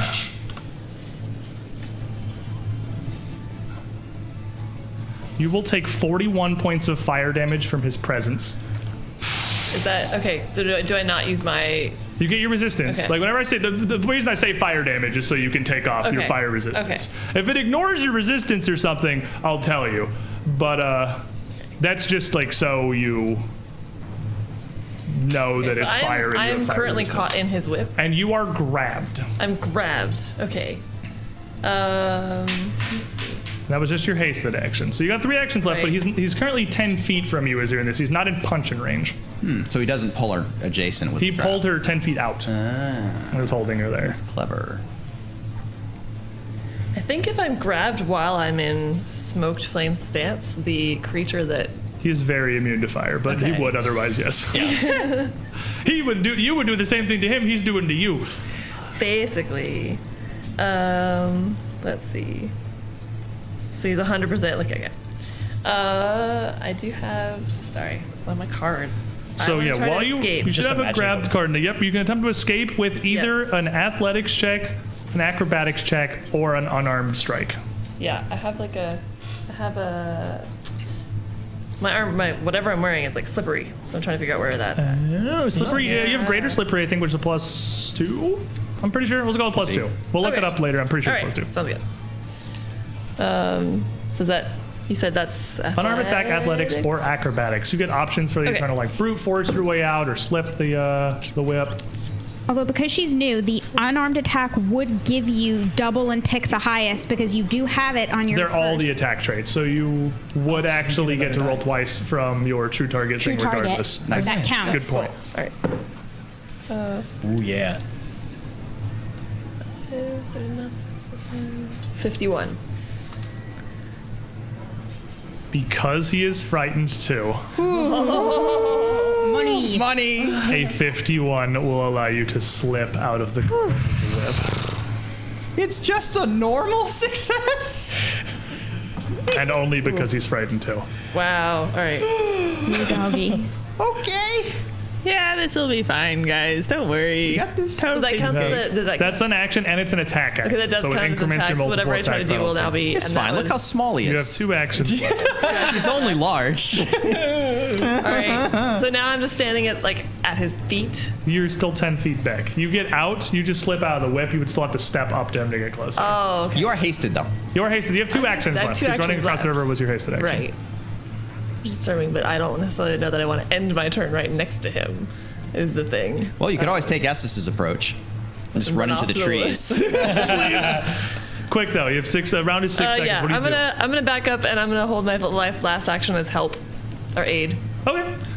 Back up onto the bridge or I'm gonna back up onto the other side of the river, where I was earlier. back up is it Oh, like lead? run the heck away. I was like, hey, what's up? And then I'm out. Back if Yeah. anyone needs anything, I'm here. You just gotta run over, and just as quickly she bolts back across as Roisin is readying whatever Roisin is going to do. Well, that didn't seem very productive. All right. Here we are then.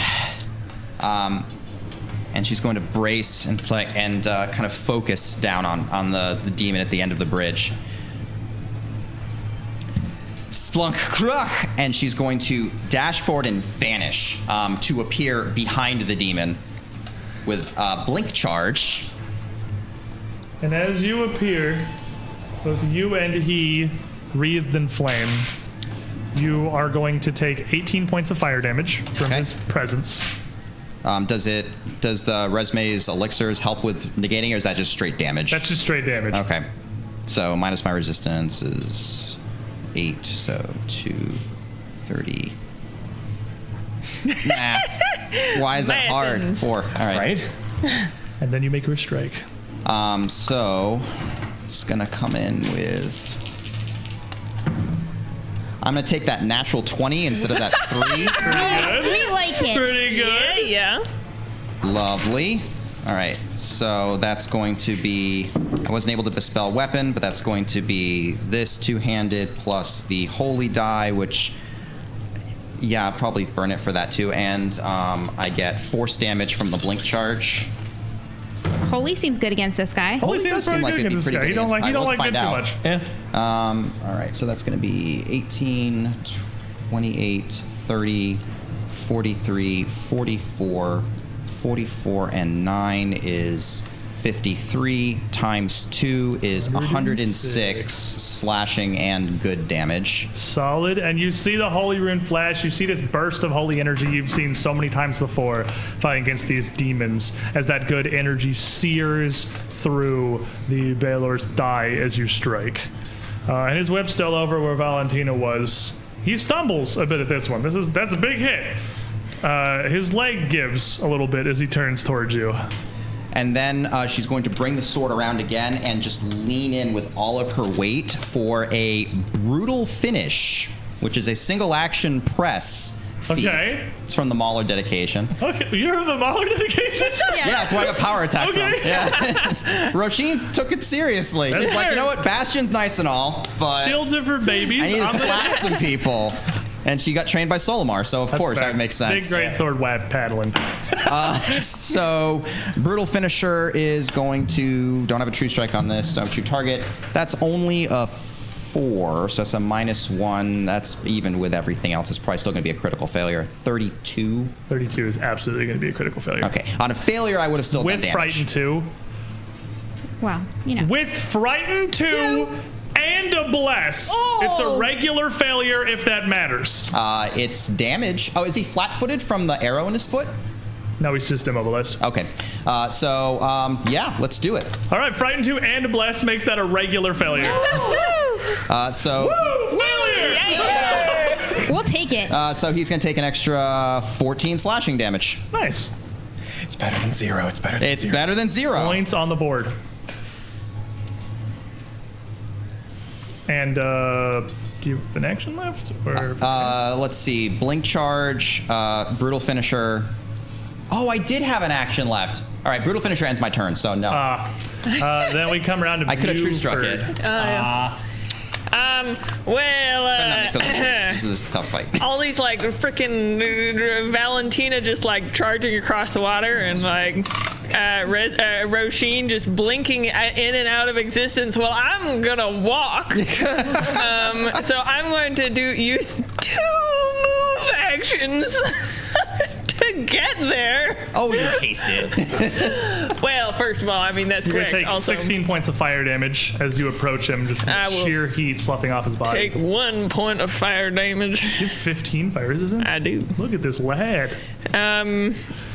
That puts me to 4 damage. And then I'm going to actually move around to next to Roshin, kind of near Roshin, within 15 feet of Roshin. You can flank him and be within 15 feet of me. Hey, that's exactly right there. He's only large. Okay, cool. Sweet. And then I've got my whip. Poured this unknown substance on it. I don't know if that does anything. Oh yeah, the sword was silvered. The silver doesn't matter. Yeah, I know. Yeah, well, it'll look cool. And I'm going to try and take out, actually, this, the other foot. One foot is pinned to the ground. The other foot I'm going to try and pull out from under him. He's only got 2 legs, so it should be much easier. Okay. So that is a... is that an attack trait? Yeah, it is. Yes. Okay, So you can roll twice, take best. Whoa. In fact, Bit you must. excited over here. Well, we're gonna stick with the first one. Okay, so that is 13 on the die, plus 31. 44. Because he is frightened too. The most valid. So much money. 44 will trip the Balor. And then I walk up with my menacing glare out here. I don't have a menacing glare, but I will think I do, and pull out his ankle, and then I'm just gonna stand there over him with my shield raised. And as you land these blows on him, the only move he's taken is reactive, because he did go first. So I give him the reaction. And he hits the ground. Ha ha ha! I have not felt this rush in millennia. Wait here. And in a breath, blinks across the battlefield to the middle of Valentina, Esvis, and Resme. Wait a minute, only I'm allowed to do that. And he simply disappears from where he was, the arrow's still embedded in the ground, and appears amongst the group of you in the literal blink of an eye. And as he does, he brings his whip up and slaps it down towards Resme, as he does not take a seek action. He doesn't see Esvis. It just happens to be there because he's between the other two, and thrusts out with his sword towards Valentina. So Resme... Unexpected transposition. It's not Resme, it's Buddy. What's the range on that? What is the range on that? Pretty sure it's 30. I think he's too it far. not? That's a great play, but I think Oh he's my out of range. goodness! I was so wonder if I excited. can use reach. How does Not reach on a work reaction. with Reach is that? an action. Oh, you're right. Keep that one in the pocket, but he's too far. Damn for this it. That would have been great. That would have been so good. Oh my goodness, that would have been so good. He is frightened too, so it's only going to be a 55 to hit. I'm in danger. That's gonna crit. The whip does fire and evil damage. You have fiery body. Yes. You are immune to fire. I am. What is your spell DC? My spell DC is 39. As the whip strikes Resme, you see whoosh, and she turns back into Resme. The strike dispelling the fiery body off of her Gross. as it lands and grasps around her as it did Valentina before. You are grabbed. Fiery body has been dispelled. Ah, it's got one of those. Fun. And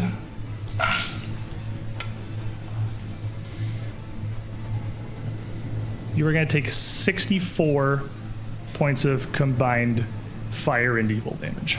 Okay, so I'll take 15 less. So 49. 49. The sword thrusts out to Valentina. Ooh, better tip before I roll and stop. It's gonna give a bane to me. From Haven the Oracle. Bane, the GM, is Bane the Balor, but the GM, because your smile when a small bonus or penalty saves a player. I love it. I like love it. the little +1s. He's still frightened too. Oh, he's got multiple attack penalty. Oh no. I don't know if he can do it. Roll that one. Whoa! That's just gonna thrust by Valentina as his attention is towards Resme. A thrust that for anyone less trained perhaps would have ran them straight through, but you are not nobody. And Resme, it is your turn. Resme will look into his eyes, and a curse will leave her lips. Finlach. And his shadow will devolve. Oh no, she's not. She's. I'm removing that from it. There's no Blood component substitution. blood component substitution. Does that make it still concentrate? Bap. Oh, it Even was- the I do minor it? amount of focus necessary for you to pull out your blood component is all the opening a Balor needs. Ouch. Well, that's good to know. And as you confident in this, Nimble dodge. the incantation, his well, you're still grabbed, so you're flat-footed, so it cancels. His sword swipes down towards you. By the way, he is no longer on fire, but he did take 18 fire damage at the end of his turn. Good news for the party is he blew a natural 20 not being on fire anymore. But bad news is it's going to be a 57 to hit. That will crit. And as this sword strikes against you, your incantation lost as your mind is overwhelmed with fire. This blade bites in. Oh, sorry. I need D8s. This is blade now. Ooh. That was squishy. She's squishy. That is correct. She is.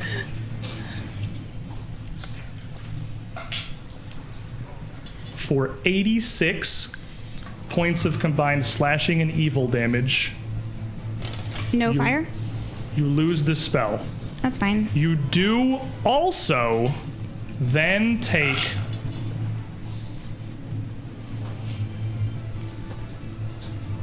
36 fire damage from his presence. Okay. You're still up. I You have am. become impressive at 18th level, but those actions are lost, as is the spell slot. But the cast failed. That's fine. We are going to.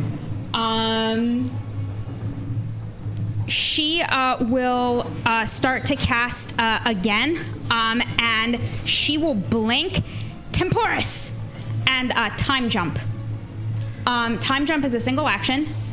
It's a spell. It is essentially blink reactions. He doesn't get them. And she is going to be 70 feet on the other side of Buddy. Is it strides or is it an actual teleport? No, it is actual strides. Like I am. You are grabbed. Oh, you're still grabbed. Oh, Yes. then I'll dimension door. That's fine. You don't have two actions left. You're right. Damn it. Can I attempt to break the grapple? Absolutely, you 'Cause can attempt that, to. that, You have that's a- you have a hasted action. Yeah, I have a hasted action, and that's an attack trait. Hasted and action I is actually strike. have You been. can't use the hasted action to escape, but you can use your regular action to escape. Hasted action is But stride does or strike. escape have the attack trait? So can I get my own true target on My it? true target's over because it's the next that's right. turn. It's your Yes. turn. Yeah, you know. Yeah, you're. So many ideas in the Balor, shut so many of them down. Yeah, no.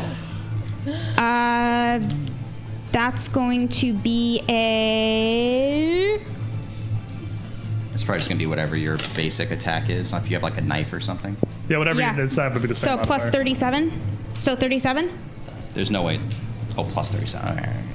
37 total. Yeah. Frightened 1, that doesn't critically fail and lock you out of trying again if you wanted. But you have 1 hasted action left, and you can't use it to try to escape. You can use it to knife him. That's pretty much all you got. Slap. No, I'm actually gonna go limp on the ground. We play that. Make me a deception check. Yeah, like I got something. I've If been on he's this not boat focusing, before. if he's not focusing, I'm a sorceress. I'm pretty out. I'm pretty good at playing dead. That's a nat 20. And I'm a master at deception. Okay. Esvis, you are. He doesn't. What a If he time. sees you, it's not apparent. You are within range of this incinerating storm around him. You are going to take 17 points of fire damage at the start of your turn. Okay. But it is your turn. All right. I will reduce that to 2 points of fire damage thanks to my ring. It's called the Age of Ashes, so they brought rings of fire resistance. Makes sense to me. Well, the last time I was alive, I was blasted by fire dragons inside of interdimensional. That sure makes perfect sense for you. You have fought exclusively fire in this game. Okay, is the true target still on No. it? No. Okay. It's from last turn. Okay.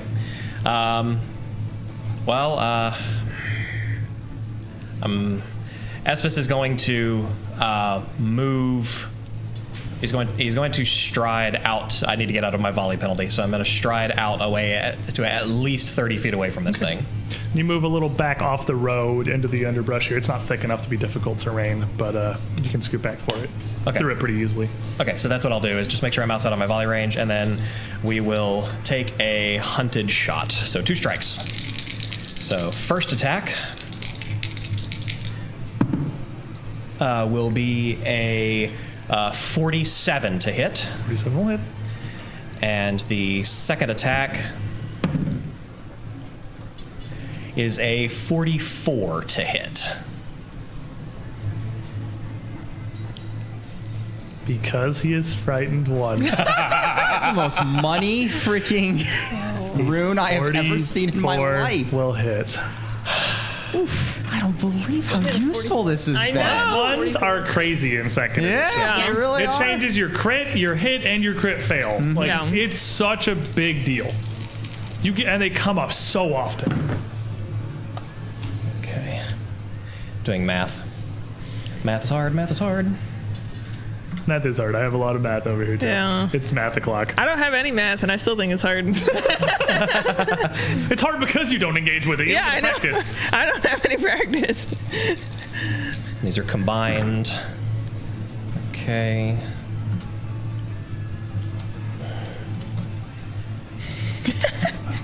All right, so those 2 arrows combined will do 63 points of damage.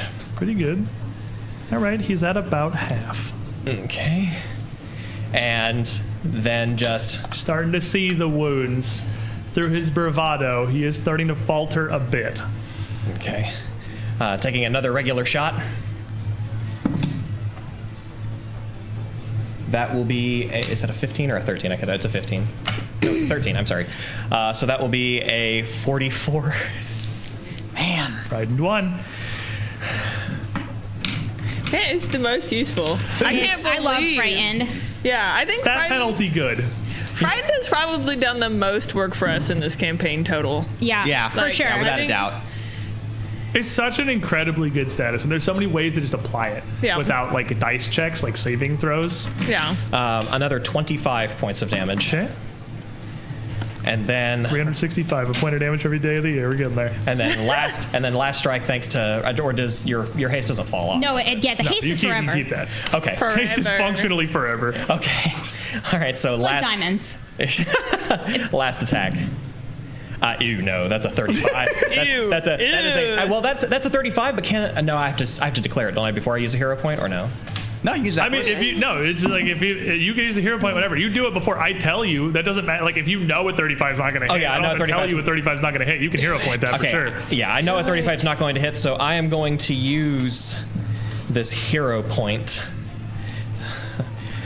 here, one of my two, and let's try that again.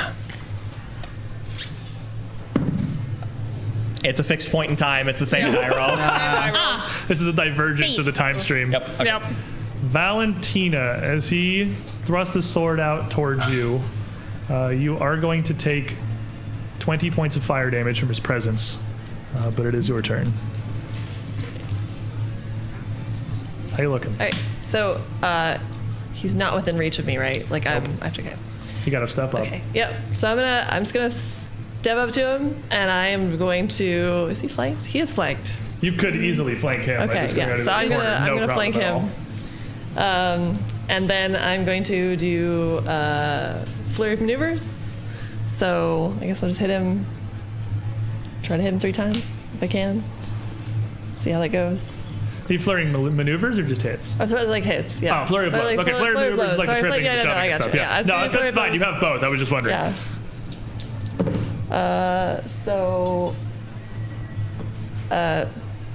So what are you doing? Give me some flavor here. I'll just read So me I'm the just abilities. yeah. So I'm super annoyed about being caught up in a whip and having to like run across the water again. So as I come up to him, I'm just like keeping an eye on the whip and seeing if I can like hit him. I mean, he's like probably up to his knees. Probably about his waist. He's Yeah, like his waist. 8 Oh, okay. feet tall. He's big. I thought he was 12 feet He's tall. not like 10 feet. He's He's 10 straight feet. 4 feet He's the like 10, last 12 time feet and another 8 on his wing. So yeah, probably like his waist or his hips. Oh, okay. The horns are compensating. Yeah. he gets shorter. He's as we also hit him. Yeah. like bent over fighting you, so Okay. he's kind of hunched down a bit. So my first one, I'm just gonna reach out and kind of like punch him, but I'm gonna use that power to then ricochet and just like do a full 180 and just hit him with the other arm again. And then the last one, I'm just gonna try to hit him with like just both hands at the same time and see what I can do with that. So the first one is a 48. Got Tekken moves in my mind. Yeah, same. Yeah. First one's a 48. A 48 will hit. You take 19 points of fire damage. The second one is I know that ability. I have that one. 38. 38 will not hit. Singed by the first, perhaps. And then the last one doesn't hit.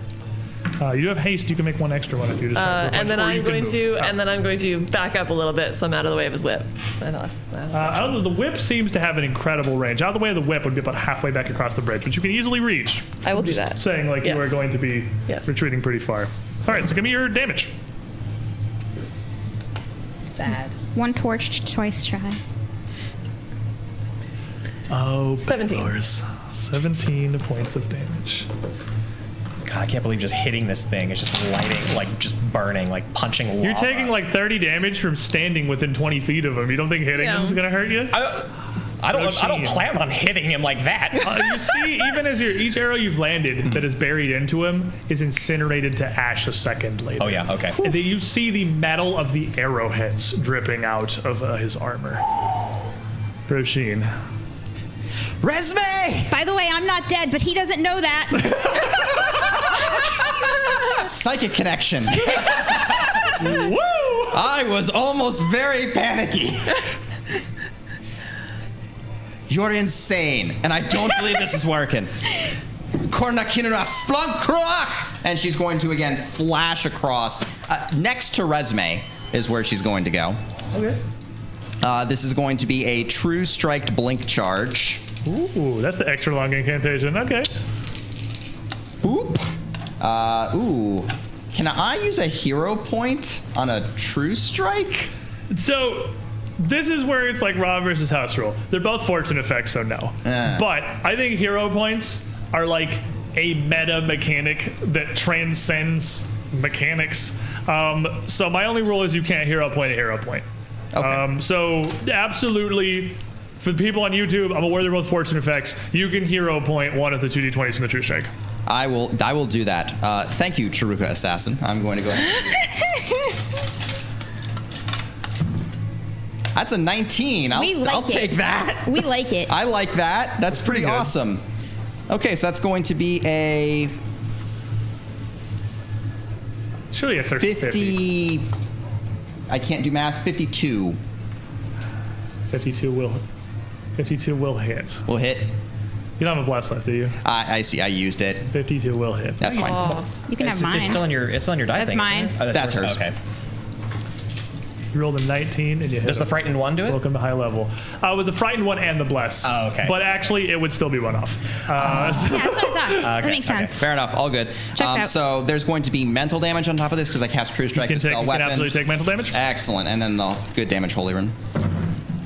Alrighty. So we've got 10, 19, 20. Okay. 32, 37, 39 plus 9 is 48. Force, good, and slashing.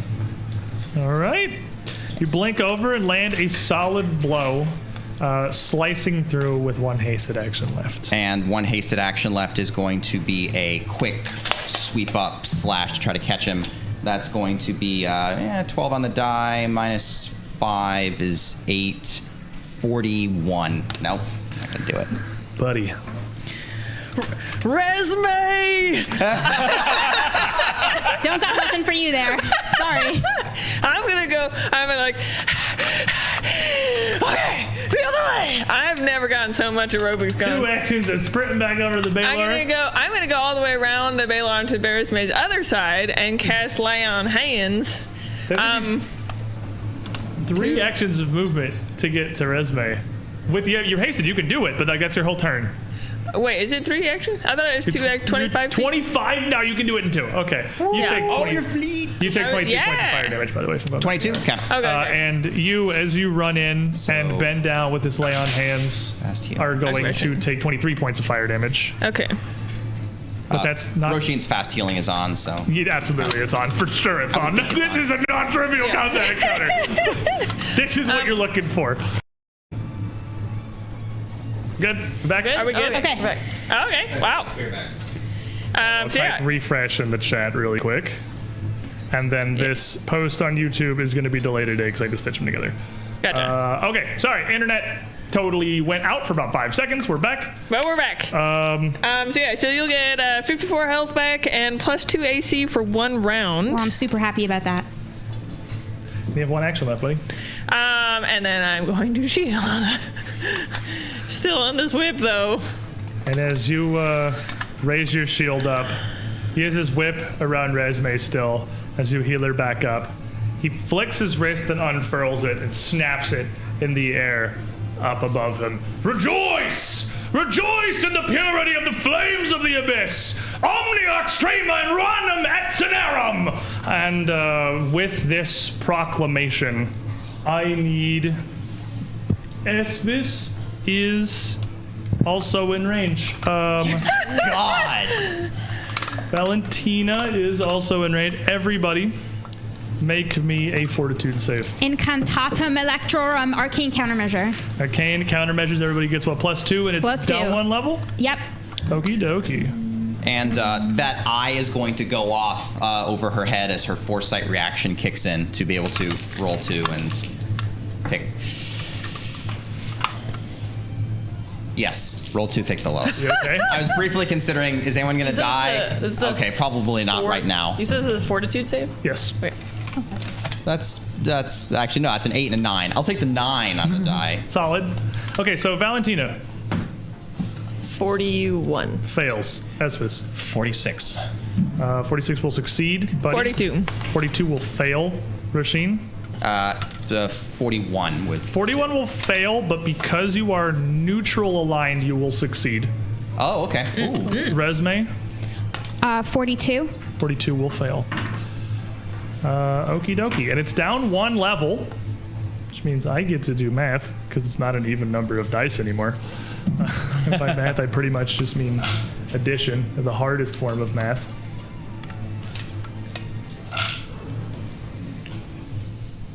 It's going to be 33 points of damage is the full.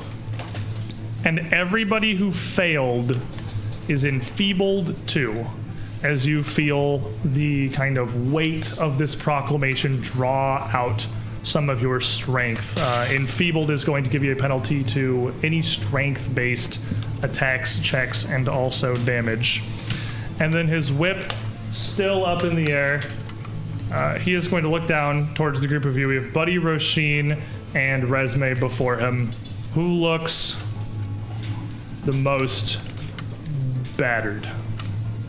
I'm probably at about I don't know, 70%, maybe. Probably Resme. Yeah, I mean, actually, thanks to buddies and me, like I'm actually not hugely bad off, but I'm not below half. I'm like tip-top shape over here. Then he is going to lash that whip down. I'm actually going to bring his sword down. He's going to bring his sword down. It will be on Roisin. You're hitting him with the Holy Rune, but he don't like the Holy Rune. Fair enough. That's a nat 20. That's not a good face. Concealment. Oh, that was a nat 20 on the concealment. Touche. 46. Not a crit. Not a crit's what we're looking for. We like to see not a crit. He also... So I have a Bane. Bane doesn't make that. Like, you got to think now. Bane doesn't make that base. If I'm one off anything, tell me. AC right now is a 39. Okay, so because no. I'm riding a Bane here. And while we were down, it was actually very briefly. I just think I didn't hear it over everything. I'm going to turn the notifications back up. We're trying out the new ones. Haven the Oracle's in here again, giving you your bless back. Oh. So you're getting a bless paddled into you here. Why, thank you. Your neutral will not take the evil damage from his strike. You will simply take 37 slashing. Well, that just ain't right. This ain't, it's not a... This is the most fair fight between this one, so really he might want to keep this one around a little longer to fight a better fight. Okay. I think the heat's getting to your head a little bit. Yeah, well, he hears this in his head is exactly. I'm going to Glimpse of Redemption. And he can either choose to leave unharmed or minus 20 damage and enfeebled 2. You are adjacent to Roisin. You can Shield of Reckoning. Oh, that's true. I'm going to do that. And he's going to whip this up. He'll see your shield come out, and he'll feel this glimpse on his mind and twist his blade and slam it into the dirt. You understand! Rejoice in the battle! And he's going to miss. Huh. He really wants to fight. Resme. He's really into This this. man's a fighter. Resme, you are going to take... Is it down? Oh, you made the it's down face. You are going to take 17 points of fire damage. It is your turn. Okay, I'll take 2.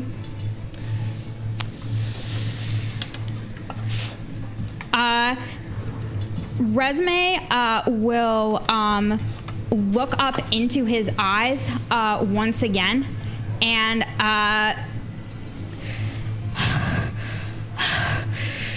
I call upon you, friends, and he will see the reflection of dragons in her eyes, and from out of the corner of his eye, real dragons will appear. Well, let's see. I don't have a choice. Flicks his blade up, slicing upwards towards you as you go to Nimble dodge. summon some freaking dragons. What Yeah, the hell's going on? I am. 45. That will just catch her. And as it does, even what is a relatively glancing blow, as a searing blade skirts across you, you will feel disrupt the magic in your mind. That's gonna Counter check? Nope. Just disrupts your spell. Does that do any damage? Yeah, he's hitting her. It's wappity. Okay, so that's interesting to know, actually. Can I also? I would. Well, I mean, this is also just like that. That also ain't right. This is an unfair fight because she's staying right under you. She's gonna be swinging this. Okay. Still, I'll do it anyways. That's not one off, is it? Your AC's not 44 somehow. It is, actually. How is your AC 44? Because I got the +2 from Buddy plus Nimble Dodge, and they do not You have stack. to play on hands AC, the pain makes it miss! Holy crap! Your spell goes off! Out of the corner of his eyes, dragons will descend from the sky and I'm sure this is fine. fire a line of icicles through this thing. These are going to be ice dragons. And they're going to be good dragons because they're my friends and I said so. Okay. Buddy's here freaking out. Blast of ice. He's the last dragon that showed up bailed you out too. That's true. Yeah, come on. Dragon Yeah, but I knew that dragon. shoots across the Balor, and I'm gonna assume makes a reflex save. He is going to make me a reflex save, yes. Okie dokie. He's gonna get a 55. Wow. Okay. And as his blade bites the ground, he twists back away from this breath as the ice rips through the dirt next to him. They are sticking around. They won't come back until the end of my next turn. But There's they're now still some here. dragons here fighting too. Yep. Yeah. Yep. Okay, They do something when they depart. fair enough. Anything else? Nope. All right, Esvis. Okay, so Ez was just at first thinking Resme has died, and then not dead, and then powerful abyssal magics just swirling around. Just now I know why she didn't want me near these things. And going to take a deep breath and draw really hard on the composite longbow, and is going to take. I had it right here. Going to take a deadly aim against this thing. Give me a big shoot. Gonna try big shoot. I'm going to use the last hero point that I have for the bigger shoot. than that. Bigger shoot than that. very Must be large. much bigger shoot than that. So that. Yes, yes. Thank you again so much for the hero point. Hero points be good. Yes, they are. Getting some value here. The deadly aim, unfortunately, just the arrow just burns immediately in his vicinity. I got even lower. A 2 on the die. Unfortunate. And the arrow just vaporized by the heat around him. You see the arrowhead liquefy and splat like water against his armor. Okay. Then go into the hunted shot for 2 shots. Just if the careful aim won't work, then maybe the volley will go fast enough to burn through it. So first attack. Oh my goodness. The second 2 on the He's running out die. of gas. Running out of. We got him in the ropes, Balor. And then third shot. Here we go. That will be a 46. 46 will hit. Okay. It's just a regular hit.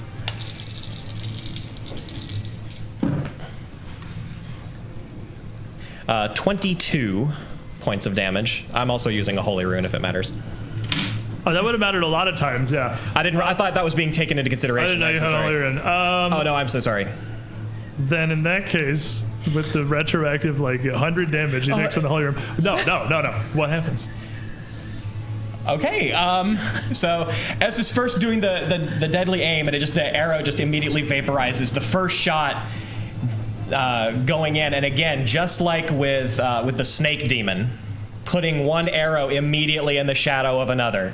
And the first one I'm imagining he just cocks his head to the side to smile and sees the first arrow burn up, and the second one just centers itself right between the horns and sits with that white hot flame. And as that slams into him, the Balor's head snaps back, Here it comes. and he tumbles over backwards and puts up one hand.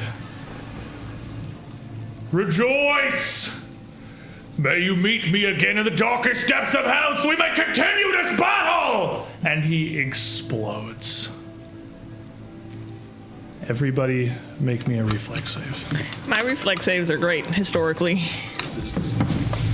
I don't have a reaction. I don't have a reaction either.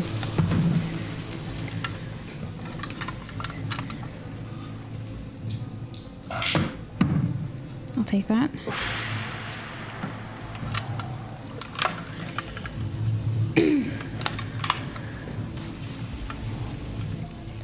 I am fresh out of All right. reactions. Resume. 41. 41 will fail. Roshin. 37. 37 will regular fail. Buddy. 42. 42 will fail. Esvis. 38. 38 will fail. Valentina. 44. 44 will fail. You have a bless. I do have a bless. You will succeed. Somebody wins. The Balor explodes. You will take 88 points of fire damage. You get half of your fire resistance. Okay. Does that mean I don't take any? Do you have improved evasion? No. Then you take half. Okie dokie. Math. Is it half resistance rounded up or rounded down? Then write it down. Well, guys, I got eight hit points left. This went great. Oh, you've been worse. No, really what it is Roshin's probably in a tree somewhere. Is everyone up? Yep. Still up. As you look around, you see almost like one glimpse of this blast before you are blinded and deafened by this explosion. Shell-shocked almost, ringing fills your ears. So if you look around, you see 100-foot radius of charred ash. Oh my god. The bridge has been vaporized. The ground is black. The trees, scrub, and grass around the area has been incinerated, and a heavy dust hangs in the air. Oh God, is there another one of those on the other side of town? Yeah, y'all ready to go fight another one? I hope that your dragon friend is doing okay over there. I'm ready. Sheeny, please tell me you're okay. Let's go. We're good. We're good. I've got this ringing right here. I'm not sure if that's the distant sound of battle or if I'm actually my ears start. No, it's bleeding. No, that was me screaming in your ear. I don't know. It was awfully loud. All right, everyone gather around. To battle, as Roshin says. Soskarit! And she'll swing her hand, brushing it briefly over everyone for a moment of renewal, because I think a moment is all we have. That is a fair point. Fair point. Second meteor hit at the south gates. Oh my God. Let's go, boys. What is that, by the way? Buddy gets 180. Valentina Oh, gets You actually write down what 144. everybody got? Yeah. You legend. You did all the math for them. I totally did, yes. That's very nice of you. Of course As he you all did. Do touch you know this man? Roshin, you feel like this lifting of fatigue. It's not like a direct healing. It doesn't close your wounds like traditional healing magic would. You just feel rested and readied. 72. It says a time, days of bed rest. Esvis is con mods +2, right? +4. 144. Thank you. Well, I'm actually feeling remarkably better now. I was about to keel over. I didn't want to tell anybody, but now, no, seriously, we gotta get going. There's another one on the south side of town, and my poor legs. We're walking. This might be awkward, but would you like me to carry you? I could probably get us there faster. We look like a popsicle with your like little legs. If I were to piggyback on back of you, we'd literally look Everyone like a little drink up. popsicle. What are we drinking here? Is this, Well, is I'm this drinking some kind to of not hard being liquor? dead. Oh yeah, I'll drink to that. But you know that moonshine wine that your grandparents make is just really dandy stuff. I know. It's the best. Oh God, everything hurts. Everything hurts. My soul hurts. I didn't even know my soul could hurt. But that was good. That was good. We survived. Imagine how Breachill is feeling. We need to go. We do need to go. That's Just for one sure. more. Just one more Lieutenant of the Abyss, and we're good to go. I'm sure it's probably The just group of one you. more. Having all soundly survived your experience with one Balor, We go for the next one. quickly trot through the city to the second. I'm not as excited about this one. How's the city? That was a big explosion. Did it You take run- out some of the city? You're a couple hundred feet out. Oh, okay, It good. was far enough away that, it was a ways out from town. It didn't reach the walls. Oh, okay. You run through a town, panic still gripping the streets. Some of the disaster has spread, but teams have They're come together. alive if they're panicking. Yeah, there are people who have put together bucket brigades running out for Monument Circle who are attempting to get buckets to some of these fires. Those other retired old heroes of Breachill, fathers and mothers and guards all are banding together to help children, elderly, any who can't. You see Miravel, not far from the Northern Gate, Raz's daughter, leading an effort to direct people around, and you feel a burst of confidence from her song as you pass by. It takes you like a minute to run through the devastation that is Breachill. It looks bad, but hope has certainly not been given up, even by the common folk throughout the town. And you don't see any sign of any kind of demons or horrors within Breachill's walls yet. You make it to the southern gate without any travesties on a scale larger than a Balor pulling your attention. And even as you reach the gate that leads south, down out of the hills in which Breachill is situated, you can see a great ring of ash. Did he take it out? What? Huh? Now, what Oh. now? 70 feet down the road from the walls, the forest darnest thick on the southern end of Breachill, you see Zurich laid out in the dirt on his side, bloodied and charred. But he hears this voice and he turns his head towards you. You see one of his eyes is completely missing and just blood ripped down his face. That you think so highly of me. What? Couldn't touch him.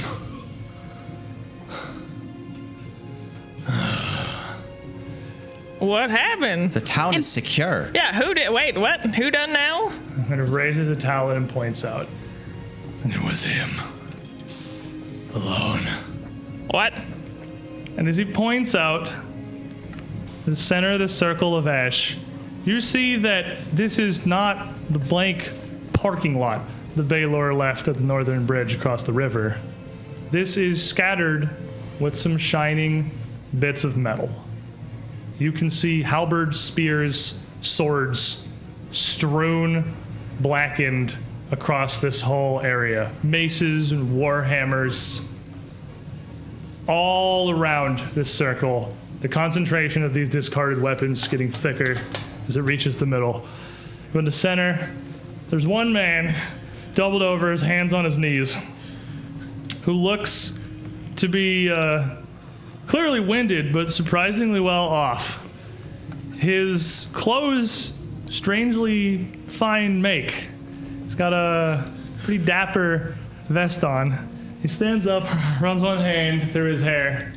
More to check, it's still slicked back than to put it there. Is it? Are you kidding me? He turns around and says, "Well, if it ain't my favorite customers!" Southside Todd, Southside Emporium! Sal, what'd you do with the Balor? What now? The demon that was... Sorry, my ears are kind of ringing a bit. What'd you do with the demon? Well, We're gonna leave this here Did you eat it? for this Did your cart eat it? week's episode. Thanks for joining us, everybody. We'll be back here, same time, same place, next week, Friday, 7 p.m. for episode 4 I think he ate of it. the Age of Ashes epilogue. You ate the Balor. To give you a little bit of a hook here, even though it's not technically the story we're doing anymore. Next episode is going to be the conclusion of our opening chapter here, the finale of the Dragonstorm. oh, we've got Southside Todd here now, so like, Sal, you want a job? You're not going to want to miss that. Enjoy your weekends, everyone. Thank you for all the support. The party thanks you for being We alive. Oh my did. god, Thank we you would so so not be much. alive if it weren't for Director's you. note. The bodies of creatures reduced to 0 hit points by a Balor's death throes are instantly incinerated into fine ash. How many hit points do you have left? 8-ish. Alive. How many hit points do you have left? I have like 100 and well, Had. I had 145. After the explosion? Yeah. Oh, that was way better. I thought you were like way worse No, off than that. I hardly took any damage. Nobody really cares about See me. you next week, everybody.